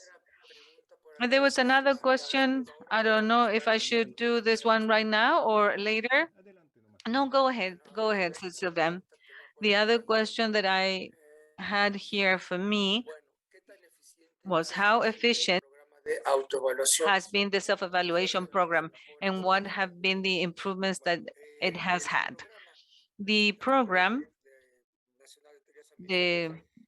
for environmental audits, dates back to 1992. And of course, it has had a lot of improvements and corrections, specifically in the guidelines and in the way it operates. So today, from February of 2014, we have a new way of evaluating with Mexican standards. And those Mexican standards tell us what we need to comply with and how do we need to do this methodological test. Before that, there were other operation lines to do these reviews. And so we're perfecting this all the time. And today we are also improving these standards. We are looking at what are the new standards, the ISO standards that can come into Mexico and that can help us, as my colleagues mentioned. Eco-design, if a company has eco-design, then it can reduce their and help us to improve the environmental performance. We do have a change that has been slow at times. In 1992 and 2003, it was constant, and then we had a change, which was more or less till November of 2011, when we had the new regulation for self-regulation in environmental matters. And so we are changing this all the time. So there are improvements, technical improvements, methodological improvements as well, and also a lot of improvements in the way in which a company can come to us so that the verification units can provide the data to us. Now we're working on an internet platform that we call ISIL, and through that platform, from 2014 onwards, it's much more comfortable for everybody to look at what we have and check. How efficient is self-evaluation? Well, it's been very good. We have implemented a self-evaluation guide.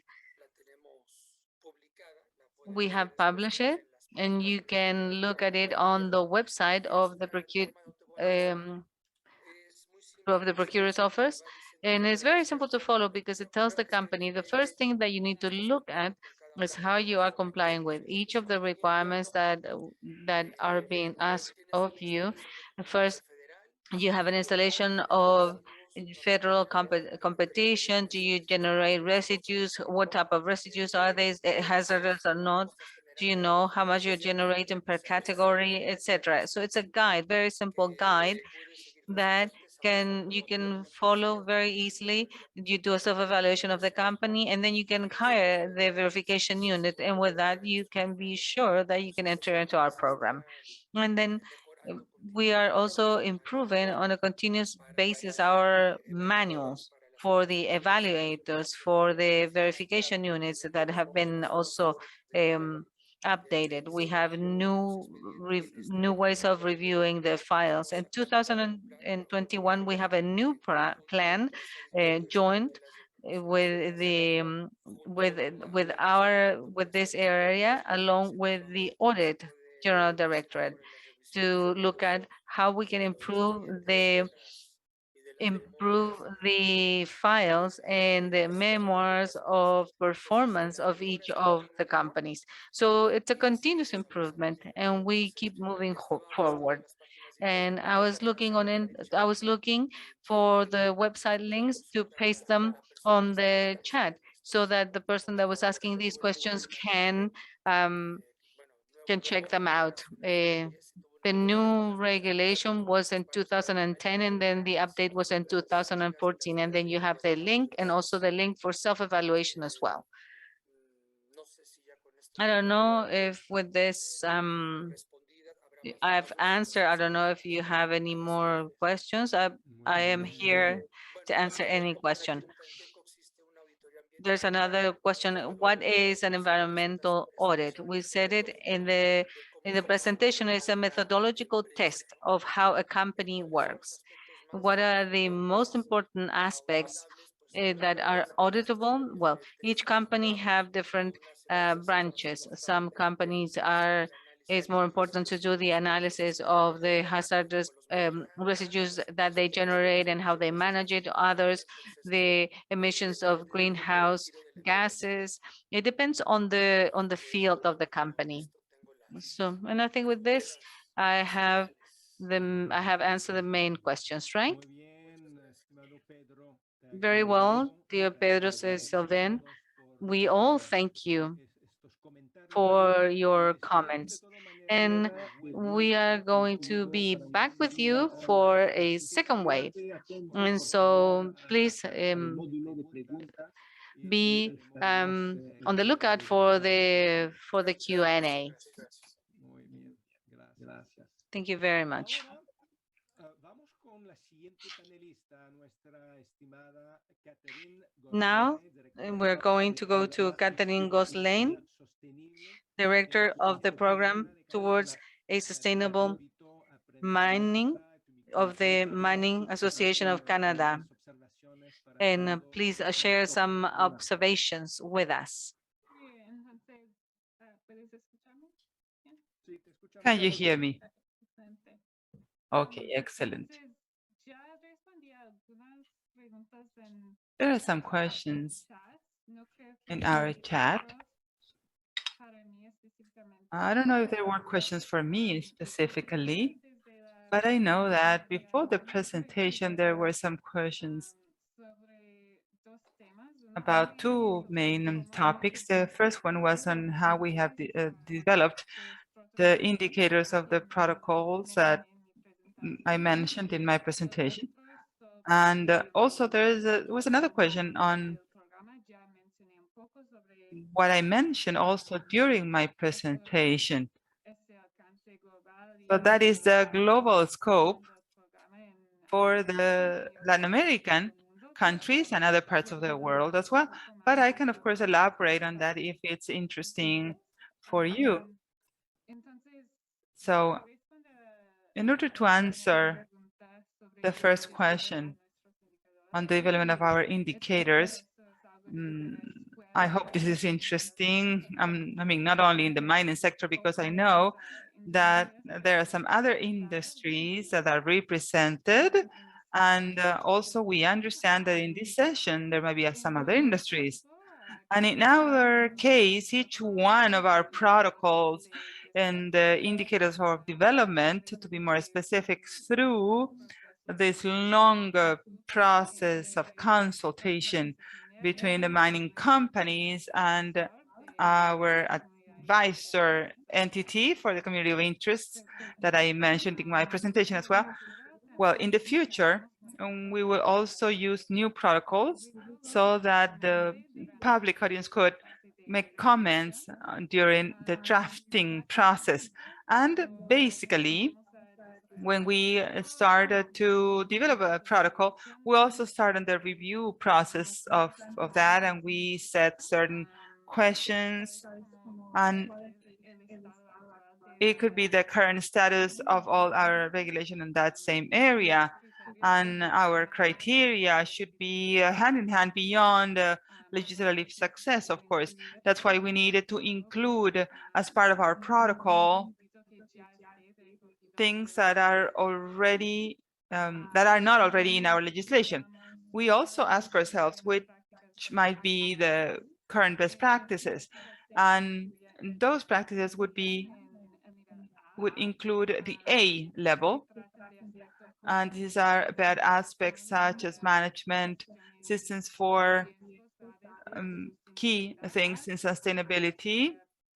It could be the management of the water systems, biodiversity, also the relationships with our communities and others, and also considering that we can have best emerging practices. And in that case, we can see which would be the expectations of the interest communities, investors in the next 5 to 10 years. And these practices could also be included in a BAW or AAA in our indicators, and also understanding that we can also include those or compare those companies that might be working on those emerging expectations. Now, this is just an iterative process, a collaboration process, considering these types of questions. Or maybe I could also mention something about the second subject, adoption of the program by other mining organizations. As I already mentioned, the Mining Association of Colombia has just adapted our program, and there are some other units or organizations in Latin America and other parts of the world that have also adopted this program. So in order to explain this process further, if it's interesting, of course, for your national associations, we can say that the first step for National Mining Association that would like to adapt that is to get in touch with us. We can talk with them in detail about the process and also answer any questions you might have. And all of those who decide to adapt that program, we might also give you training. It's a comprehensive training and continuous support. This, afterwards, we can sign an agreement with that association so that they can adopt our program. That means that this is free of charge. We share this program with anyone in a free format. And it's also interesting to mention that our objective is to get certain coherence and the need of reflecting the priorities, the local priorities for each individual country. This means that our agreements might stipulate different components that are basic to those that the association could work with at a national level, of course, and that also includes the guiding principles, drafting, the application of indicators drafting, the ones that are related to performance based on those guiding principles. As I mentioned in my presentation, for those first two requirements, the association does not need to start from scratch, but we can always adapt our main guiding principles, protocols, indicators, etc. And third, the association should make sure that the presentation of reports and regards of those performance indicators should be done at an institutional level, at an association's level, excuse me, not at an institutional level. So especially when we talk about the mining industry, and also to apply a specific framework for the standalone performance of those areas, facilitating the public reports on the results at the facilities or sites level, and also to demand the TSM as a condition to be the member of such association. That is something very important. And finally, it is also needed to apply this steering committee in the communities of practice and communities of interest at a national level. And this last requirement, I should say, in the process of adoption in the TSM program, also to other countries, is really the most important one in our perspective. They should be creating this consultative unit that would give us to every aspect in the program some input. This unit or panel has also to guarantee that all indicators or processes, or verification processes, etc., and other areas are also key for our program, and that they are credible for the main stakeholders in their national context.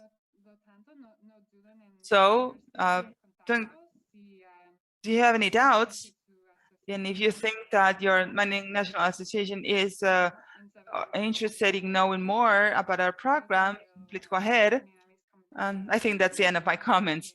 and I can continue then monitoring the chat to see if there are any other questions. Bien. Gracias, Catherine. Thank you very much, Catherine. Y otra vez, gracias Well por tu done. español, And thank you very much muy for buen your Spanish. educador. We appreciate that. Invito al señor Alfonso Now we would like to Letelier, invite Alfonso Domenico Letelier, who is the National Director of Geology, Mining, and Ministry of Mining of Chile. Estimado Alfonso, te invito. Alfonso, Acá estás. please, Te paso la the palabra. floor is yours. Gracias. Mira, yo en general no veo muchas preguntas, pero yo creo que como I comentario don't see many questions, but in general terms, just to make a summary on how we have developed in Chile the safety policies in terms of what we are generating from the government to the mining companies, as well as what we are working inside those companies. I think that there is one word that is core, which is cooperation.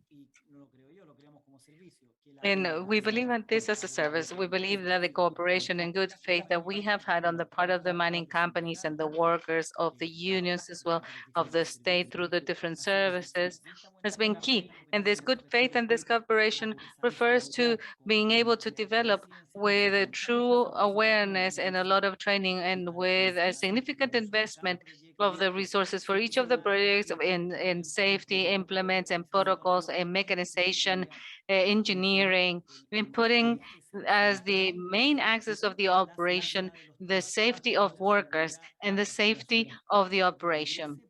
I think that that would be one of the factors or the elements that are that we see the most within the work line so that we can achieve a development in social security that is important within mining, to develop as the main axis safety. And you can see that in any mine site, even in the small ones, how you can feel that main focus on safety. Of course, there are lots of gaps, there are violations, and there are companies that do not comply with this. There are workers that are also not online and they're not aware of this work line regarding safety, and that those are the gaps. In that case of the state, to insist and to have a work line that is collaborative and also as policing, that means with sanctions and with fiscalization oversight and under the rule of law, so that we can transform the industry into a safe industry. And this is not just along the lines of the safety of the workers, but also in the environment. And today we can see in mining how in the relative permits to the closing of the mining sites, the large mining companies, it's more than 90% of the mines already have their plan that are guaranteed and that are proper. For environmental topics, there are lack of compliances and there are fines, but it's very hard to think of a project or or mining site that do not have their environmental permits at least. We need to see how we manage that afterwards, but in terms of getting the permits, is very, very high. And this is because of this culture that I'm mentioning about being aware that this is a special industry. This is an industry that has certain characteristics. This is an industry that should rule with the example for the rest of the country in regards to meeting with the standards. And I think that in general, that's very general, the principles in terms of safety of the workers and the environment.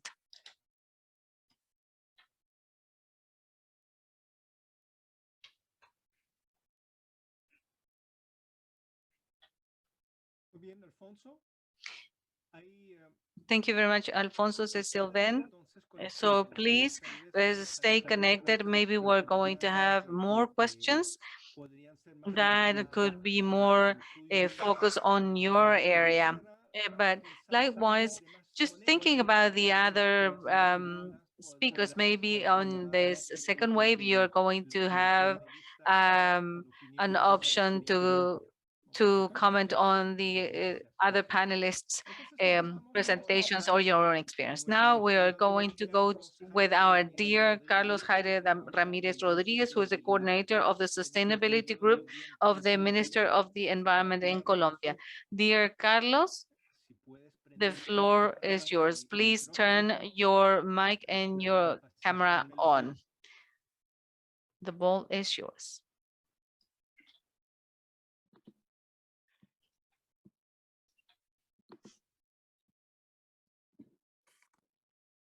Good morning, everyone. It's a pleasure for me to be with you.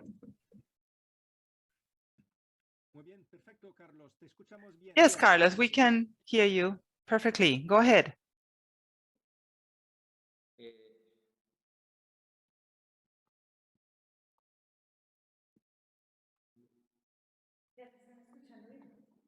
Perdón. Sí, te escuchamos bien. Yes, we can hear you perfectly. Go ahead, Carlos. This is a Q&A session. There are some that you might feel you would like to answer to.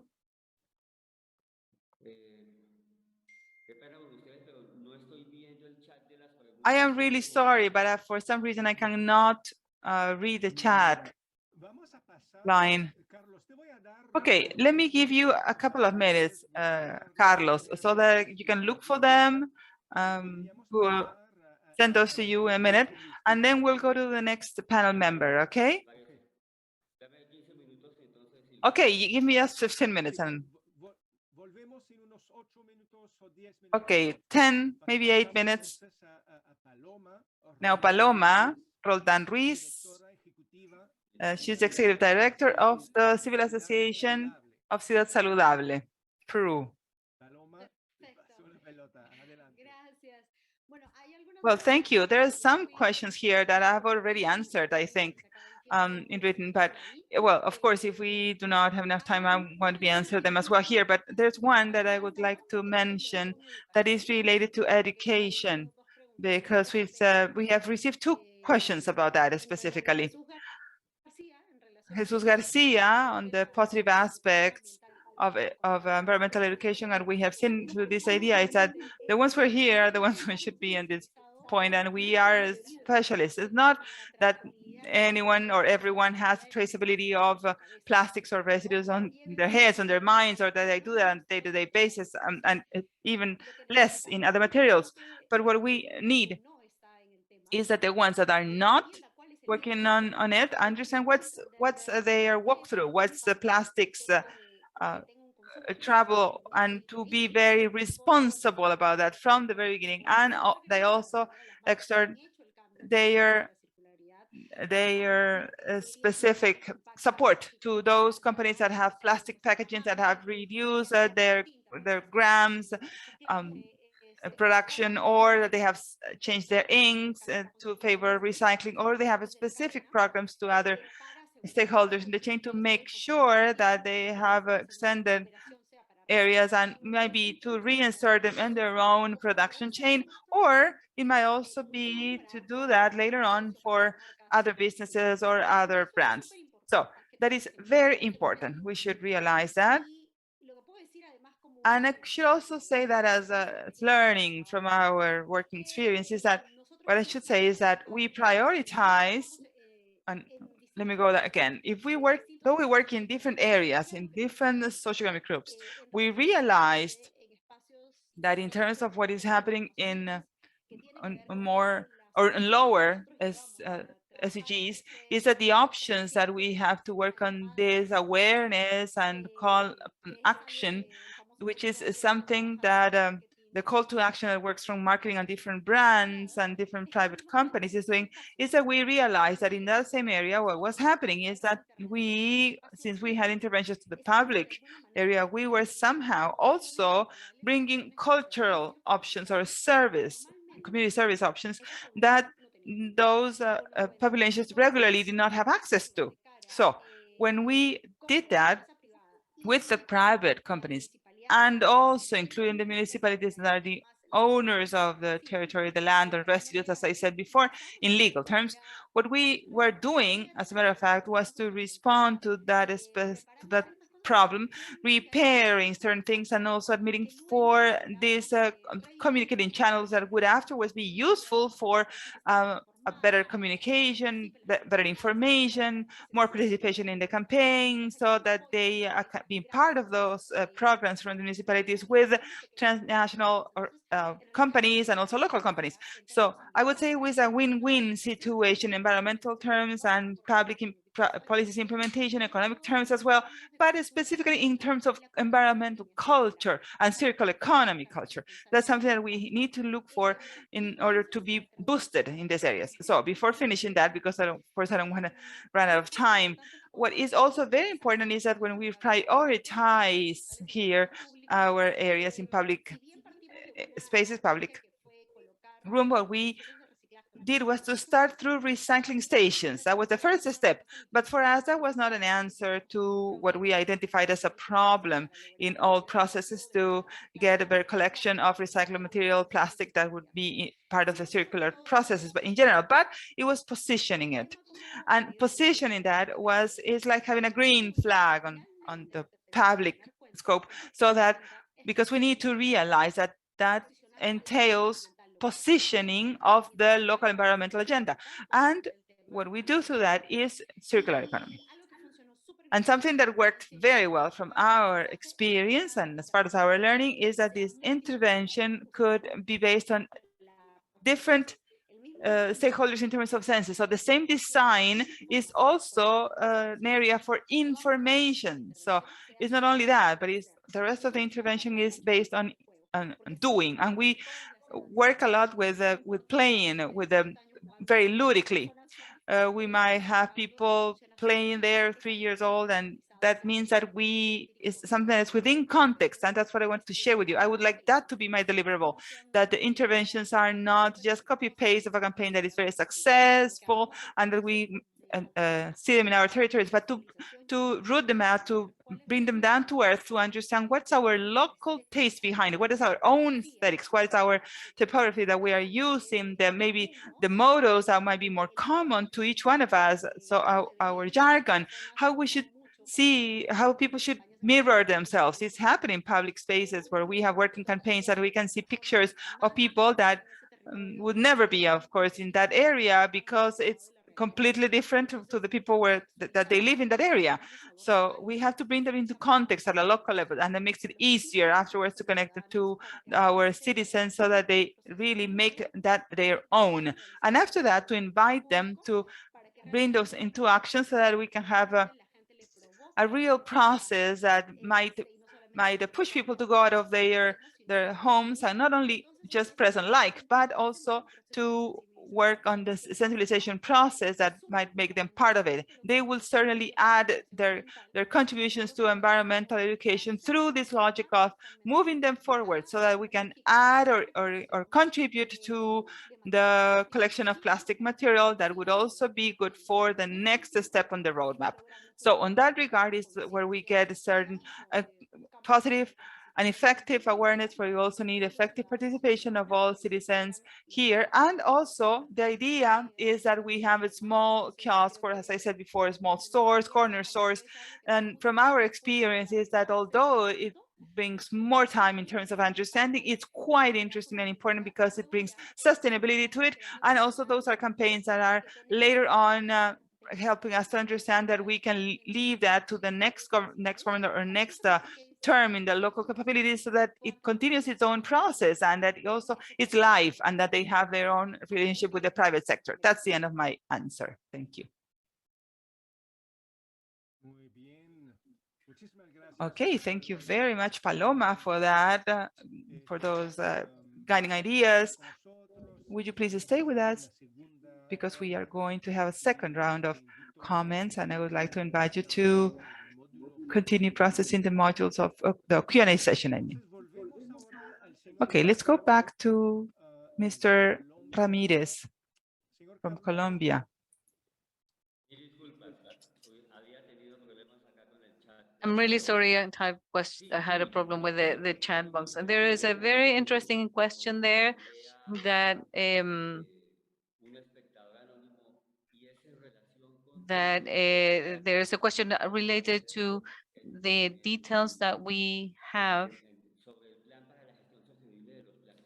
about the sustainability of plastics of a single use. So I'm going to give more details about this. Basically, the plan for sustainable management of a single-use plastic was a resolution joined between the public and private sectors, NGOs, and the academia. That's very important because it's a document of public policy, basically, that was already officially launched and that has a series of interesting actions. First of all, related to the topic of the substitution of plastics of a single use. The aim is to identify through the analysis of the life cycle the substitute materials to plastic that could eventually substitute it on the one hand. We are now in a process of building the analysis of the life cycle for Colombia under the Colombian conditions, and so that we can make decisions about the disposal of or the elimination of some plastics, like the plastic bags, etc. So another important line is to strengthen the recycling chain. It's very active, but the idea is to generate mechanisms for reverse management. At this moment, we're producing plastic with calcium carbonate and some additives that give more resistance to its durability, and that this could work in the framework of the environmental seal in Colombia. Another key element here is the participation of the recyclers, and they're very important. They're a very vulnerable population, and and when we have them in all Latin America mostly, and they are key in building these chains of recycling of the single-use plastics. And we've been also working in topics related to the non non-use of single-use plastic, in principle mainly in bars and restaurants. Likewise, we are also establishing a strategy so that the restaurants are going to build independently the single-use plastic to disincentivize their use. This is key for a technology that is called the obsolete, that are degradable. This is a technology that fractures the plastic material but doesn't achieve biodegradability. And so in that sense, we're trying not to promote that technology in Colombia. So there are a series of key aspects that we need to consider. For example, the public purchases, and what is the criteria of goods and services of a single-use plastic for public entities? And that's a very good question. When in the framework of the sustainable production and consumption in Colombia, this guideline of doing this public purchases under environmental criteria. There's something key, which is the articulation of what we are seeing in this plan with managing municipally the residues. And also it's important to communicate with the citizens. And we just launched a national plan of communications for the citizens that is aimed at having all the stakeholders in Colombia to generate messages and along the same lines, focus on topics of sustainable lifestyle, uh, public purchases, etc. Same with the research for the diminution of microplastics. And something that is key is that all this plan is sustained basically on taking advantage of the packaging of the circular economy. So we articulate what we have been developing here in our national plan for the sustainable management of single-use plastic. This is what I wanted to mention in addition to what I already presented. Well, Carlos, thank you very much. So now we would go back to our first panel member, Mr. Pedro from Mexico. Could you please come back to the screen because we have a bit more time. Maybe you can answer questions or maybe you can give your opinion about other answers or other presentations, or just to complement your own presentation with more details that you could add. Mr. Pedro? Yes, sure. I was carefully listening that we are certainly trying to implement new voluntary programs as well as the program that we already have. We are also looking at the possibility of having another voluntary program, as I said, to try to work on industrial eco parks, ecological parks. That's a popular name. Of course, we all know about that. Everything is related to improvements in nature and also solutions, nature-based solutions and other areas towards this race, right? Everyone calls them eco or ecological, but what an eco park mean to us? What's the difference it would make? Well, we have been talking or listening about circular economy, but when we talk about translating that to Mexico, it looks like that we are only talking about the same linear economy, but with one recycling product. And this does not mean that it's only recycling. Of course, I have this product and I'm going to send that to another industry. So it's not only for the recycling, or I could bring it somewhere else where it could be reused without that same process. But the point is that what we would like to do is the set forth of an industrial park and to have companies from different types, and that it might be complementary. One of them could be mentioning or doing, for example, leaders of large companies, transnational companies that they're usually like that. And those companies also have their supply chain and everything else into our sub-products or byproducts.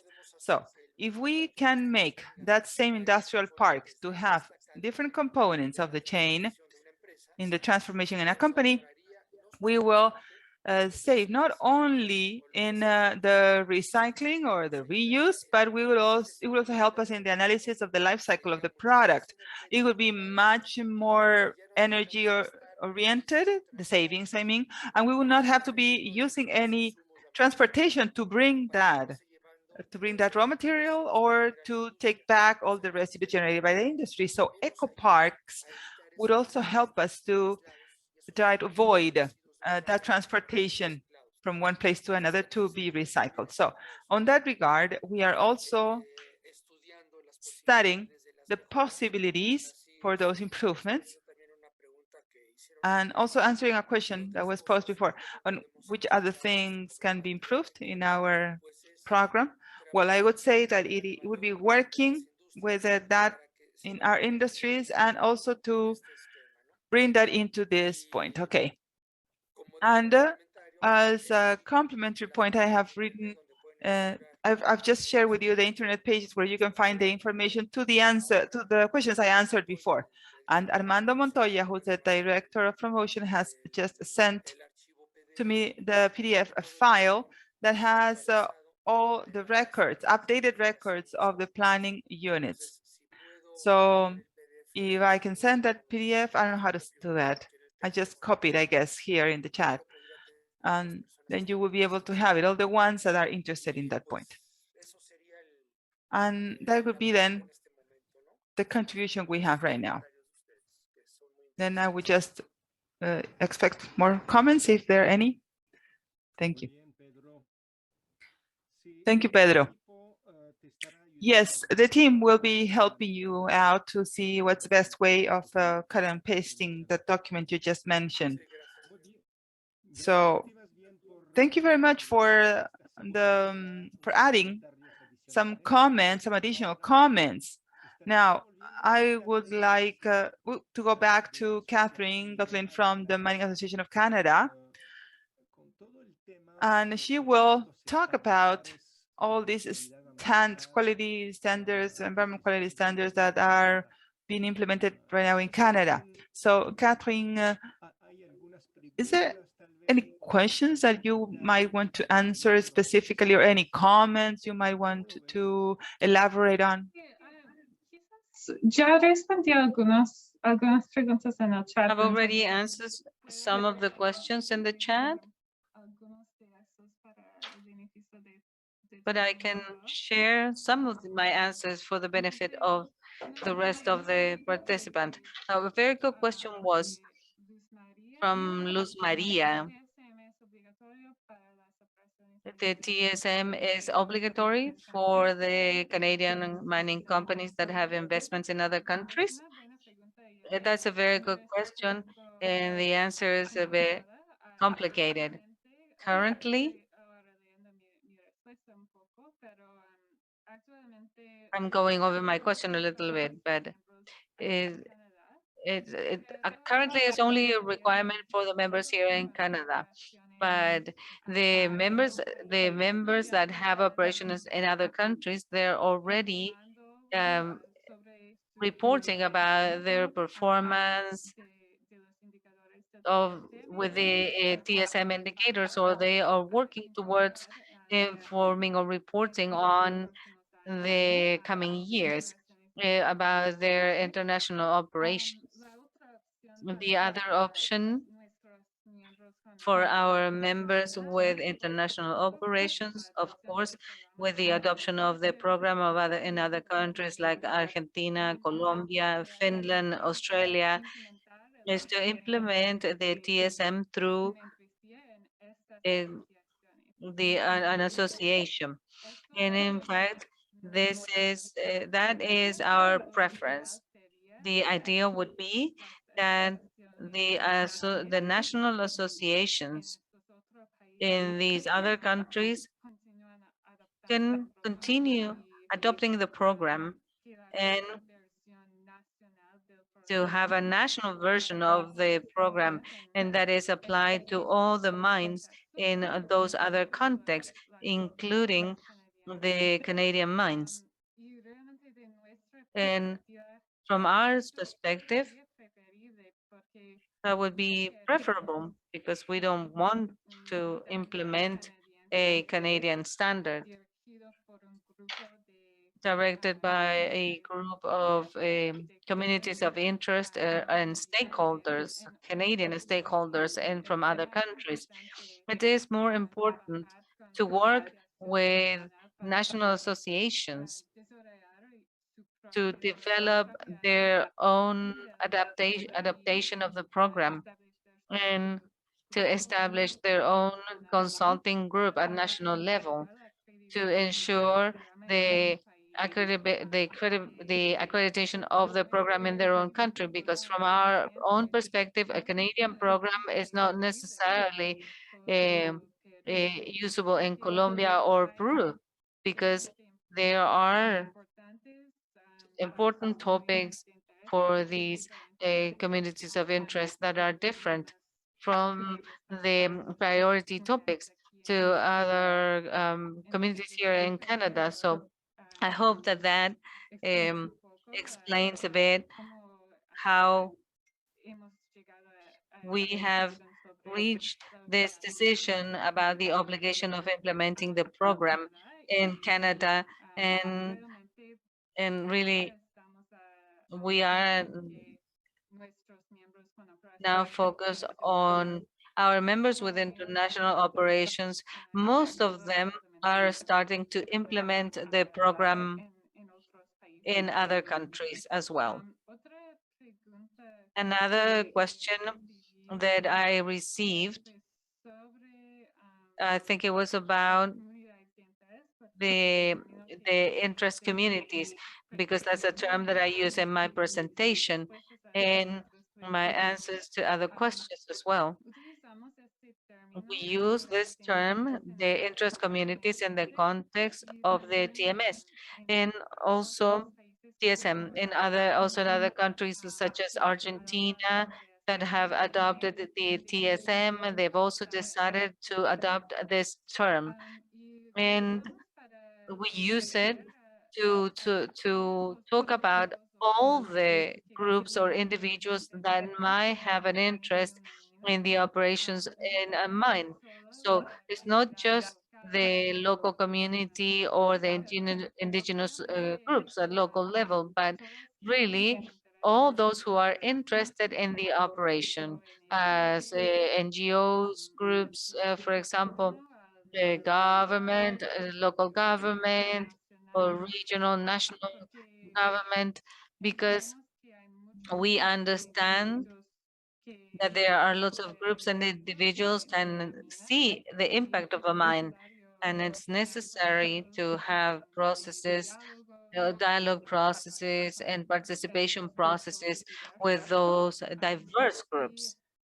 And also in the Canadian context, at least we use this term, the interest communities, instead of stakeholders or interested parties or interest groups, because the indigenous people that are one type of a stakeholder or one type of a community of interest, they're not stakeholders.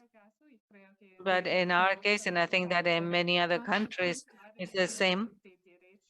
They have their own rights, and that's why I decided to use that term, the different term. So my answer in the chat includes a link to our protocol of relationship with the communities and the indigenous people. And there you can see and read more about this topic.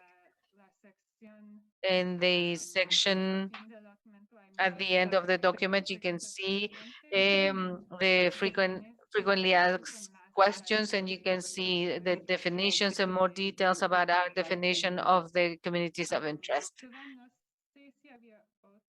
Sylvain, I don't know if there was another question for me.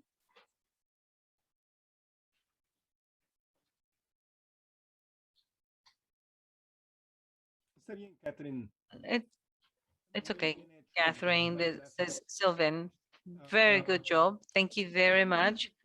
So now we would go to Paloma from Peru, from the civil society, healthy society. I would like to close with some of the things that are very interesting to all of us, some of the questions that have been mentioned, which is, for example, what can the civil society do to improve that? And that they can also adapt to this process, understanding that things are very concrete and also good environmental practices, of course. And among those, the number one, I would say, is the responsible consumption. So we are currently in an area where we get lots of information from our house, specifically the ones who have to stay in. And then I would say that today, more than ever, we need to take a closer look and listen, really listen carefully of investigating where these products come from, the ones we are buying. So once again, the power that we have in our hands as a consumer is really interesting, because we can reward those brands that have made an effort. Also participating in programs that are closer to the place where I live in, or where I work, etc., where I can specifically work on it. We can work on local governments to see the systems such as municipal programs, among others. And we also have the clean spots or recycling spots that, in general terms, we talk about the private and public areas. And we also have other contributions like the ones that we mentioned in the chat. And there are 4 steps that are very simple, and in Ciudad Saludable, we always say we need to bear in mind, which is contributing with recycling, so that comes within the logic as one of the options. Also to have our clean and dry residues compacted and disinfected now after the pandemics. Those are very simple effects that could help a lot from our homes or from wherever we are. The third is to have effective supervision of what our local governments are doing. And I would like to ask a question here. How many of us follow Instagram or in Facebook our own local governments or the sustainability programs of the municipalities or recycling? So if we do not do so, it's time. It's about time, because it's a very important activity from a good citizenship behavior. And also, we can add to that the sharing of different initiatives, the communication of those. We know this is a difficult context, but as part of that, and part of bringing something as a new push, we need to broadcast good initiatives, things that are happening. And there's many people that is asking themselves, how can I do that from home? How can I help without, of course, being exposed to these pandemics? And there's a very simple manner, not only generating the positive opinion about this point, but also trying to communicate information that is reliable. That's also something that we think that we should use. And that's a way that we can use to work on this general point of view, general perspective. And also, if we talk about not the consumer, but also on the other end, it's also important that the local governments understand something that is very, very clear on that point. So the idea is that on the packages of consumption, then we will not know how the sales and others would be done. So that means that they are very, very important. And how we can understand that they are quite related, because we need to develop not only the initiatives and better performances in good practices in the operations or in the manufacturing of certain products, but also that is interconnection, this exchange would help us on knowing what is the limitation of public policies that goes hand in hand with the reality.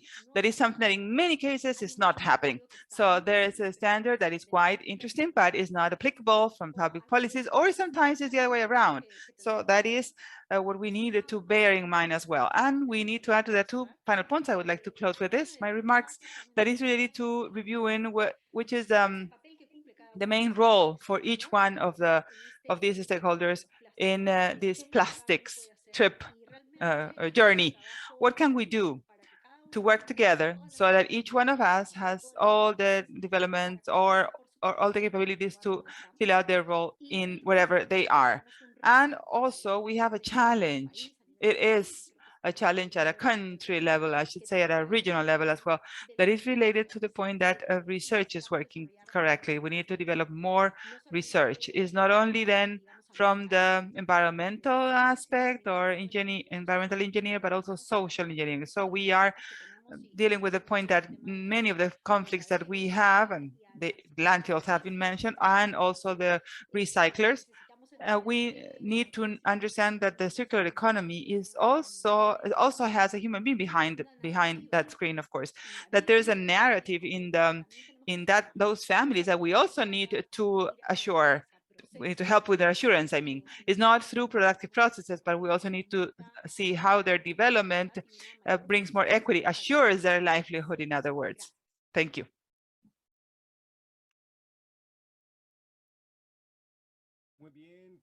Thank you very much, Paloma. We have a couple of minutes to go back as a second opportunity, maybe for Carlos from Colombia.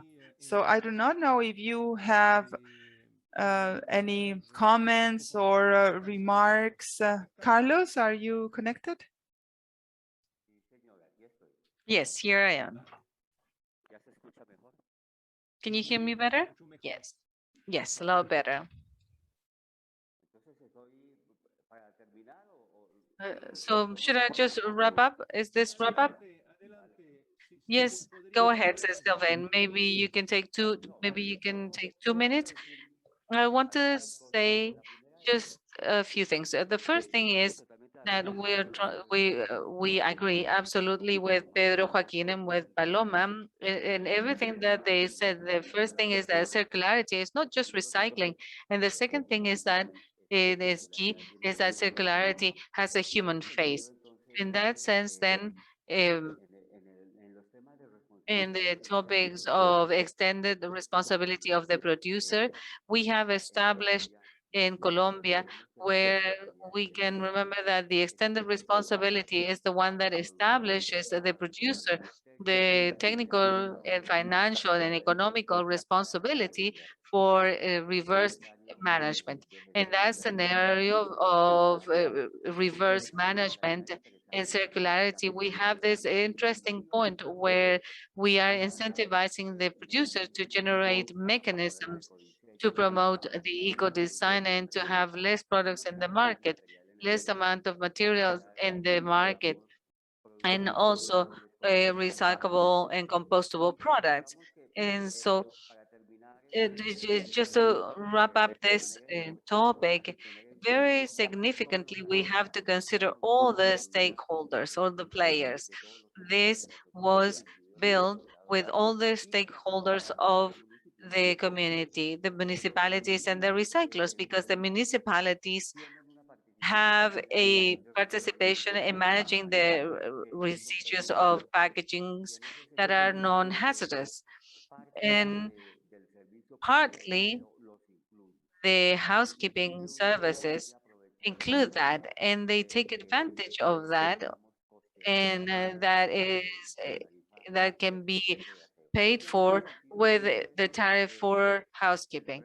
And so the main challenge that we have in our country is to generate that articulation between the management that we have for the productive sector, in the reverse management, and also the production of eco-design, and the communication of the citizens' culture with the municipal management, so that we can have that synergy and we can have these recycling points and the infrastructure where we can pile up the material so that we can distribute it by flow of material to the different productive system and the reincorporation into the productive cycle. This is the challenge that we have in our country at the moment. Very well. Carlos, thank you very much for your additional comments. We have done our Q&A rounds, not just once, but twice. So now we are going to take this stage of the Q&A, and if there are any questions that haven't been answered, do not worry. We can continue exploring this topic in the following webinar next week. As you know, the last webinar is focused on the exchange. If there are more questions that are going to come to your head after today, you just write them down, and next week you can ask them. It was very important for us that this type of international event is not passive, but truly to explore how to ground and how to be able to display and replicate some of these best practices, considering the challenges that we all find in their political tissue or entrepreneurial. Then we have come to the end of our third webinar, Intersectoral of Sustainability in the Extractive Sector, Best Practices and Policies for the Pacific Alliance in Canada.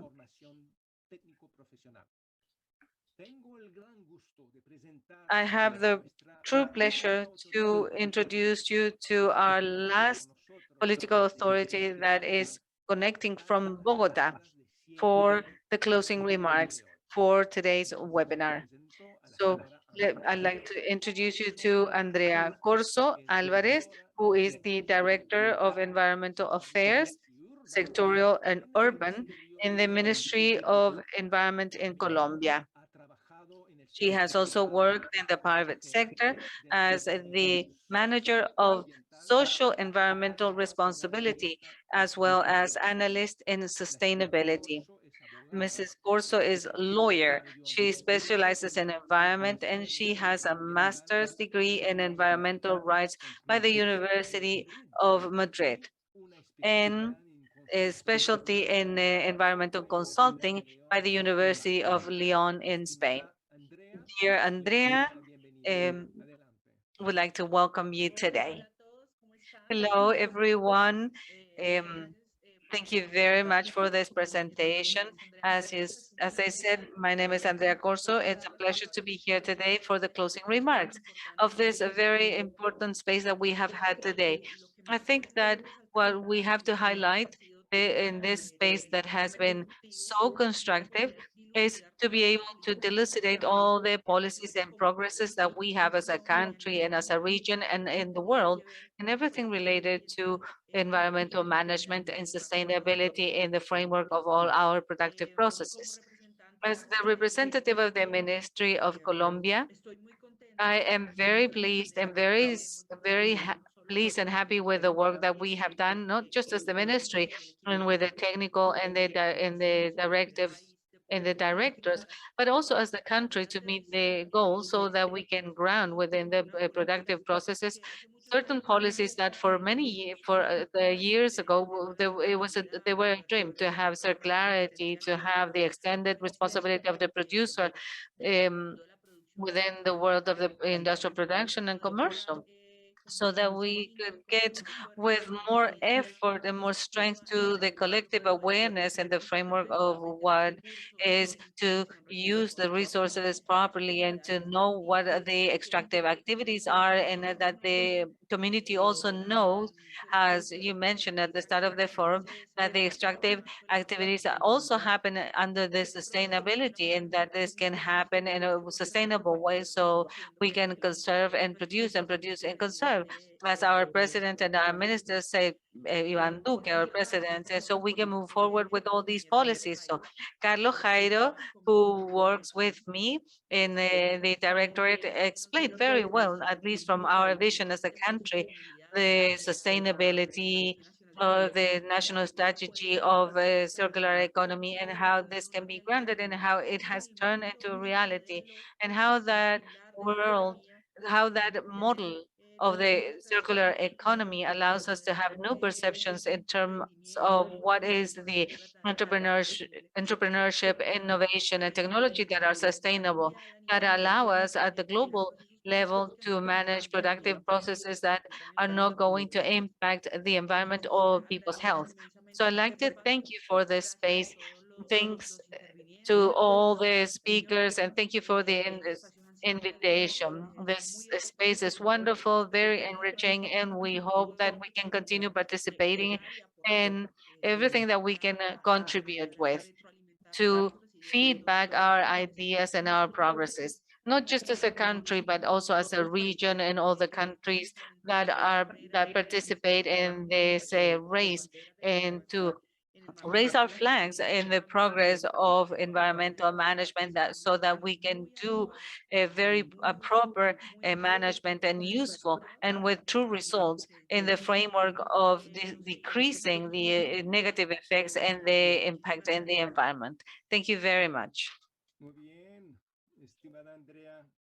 Thank you very much, Andrea, on behalf of SICAN, of the Canadian Corporation of the Partners of the Pacific Alliance. And I just wanted to say that we have had some national coordinators of the Pacific Alliance that were also connected, and they were following very attentively the evolution of this webinar.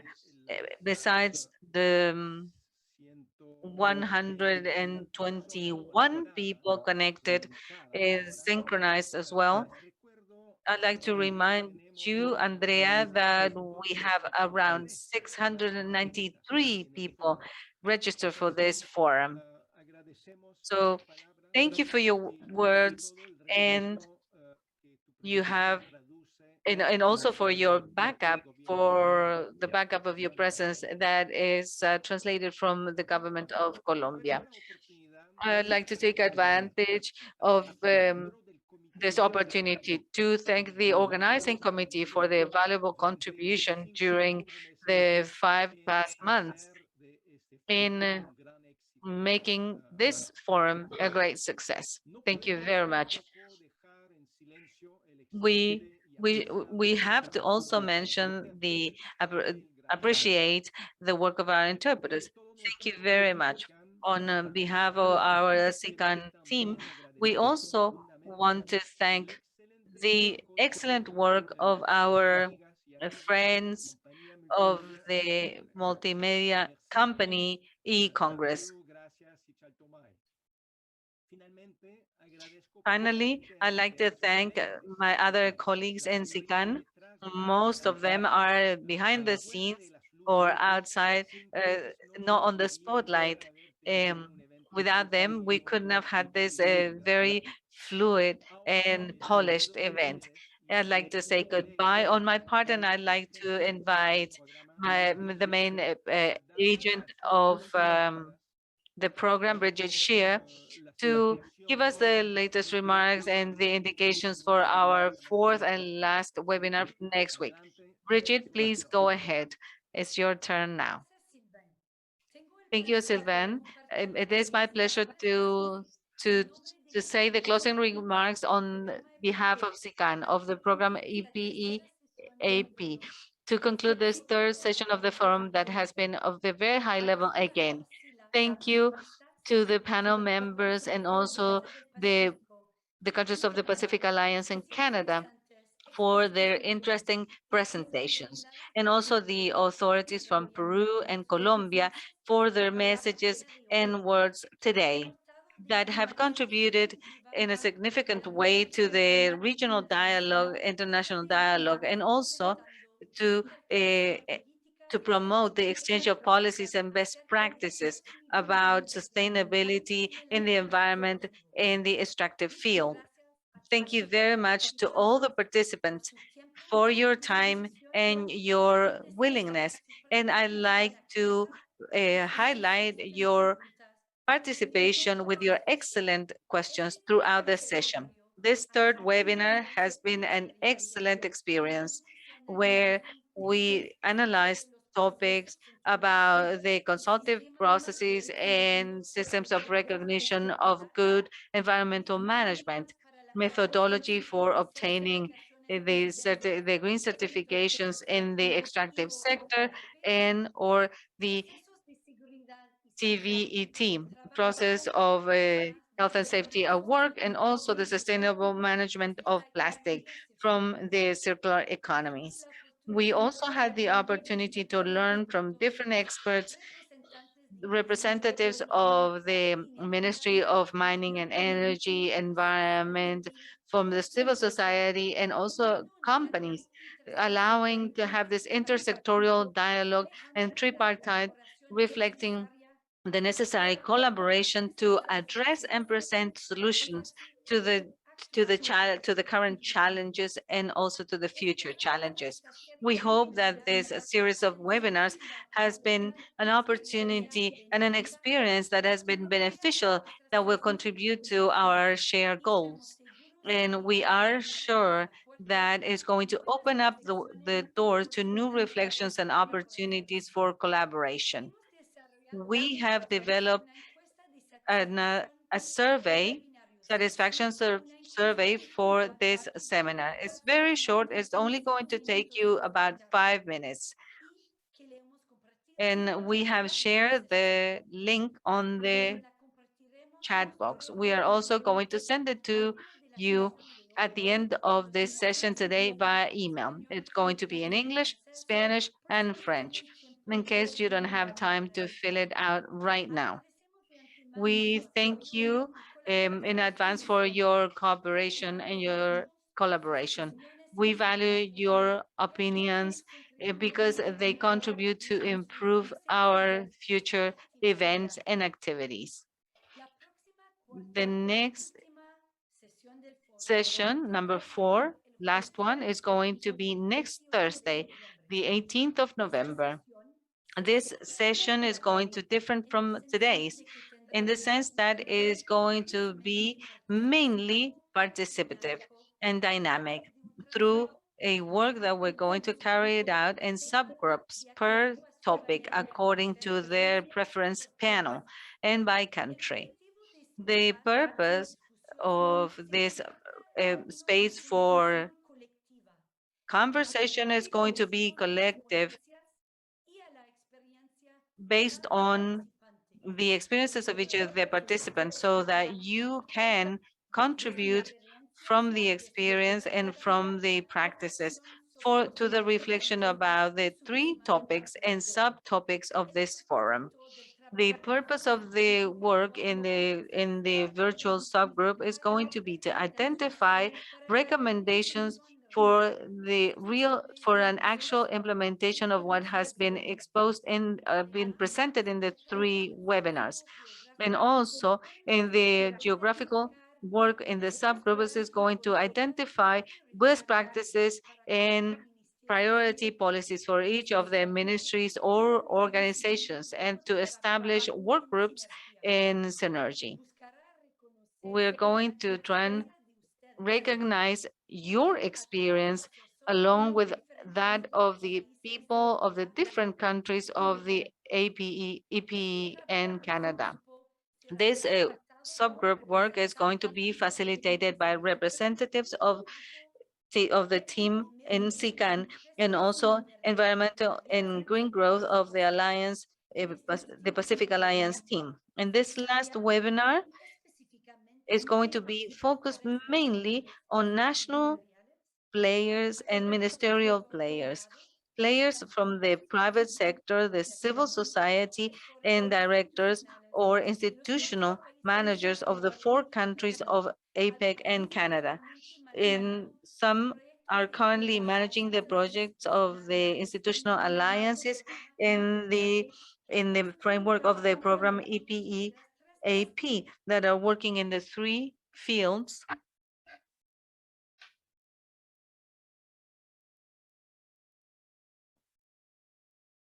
Sorry, we lost the speaker.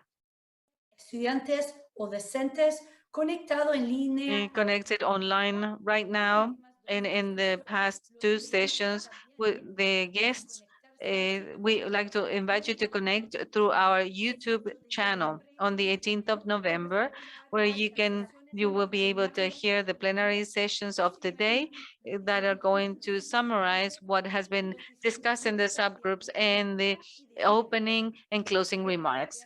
We hope to see you all connected on next Thursday. In the meantime, we wish you an excellent afternoon, and it's going to be a pleasure to see you again and to have the intersectoral discussions about environmental sustainability in the extractive sector with you next week. Thanks to all of you for your valuable participation today.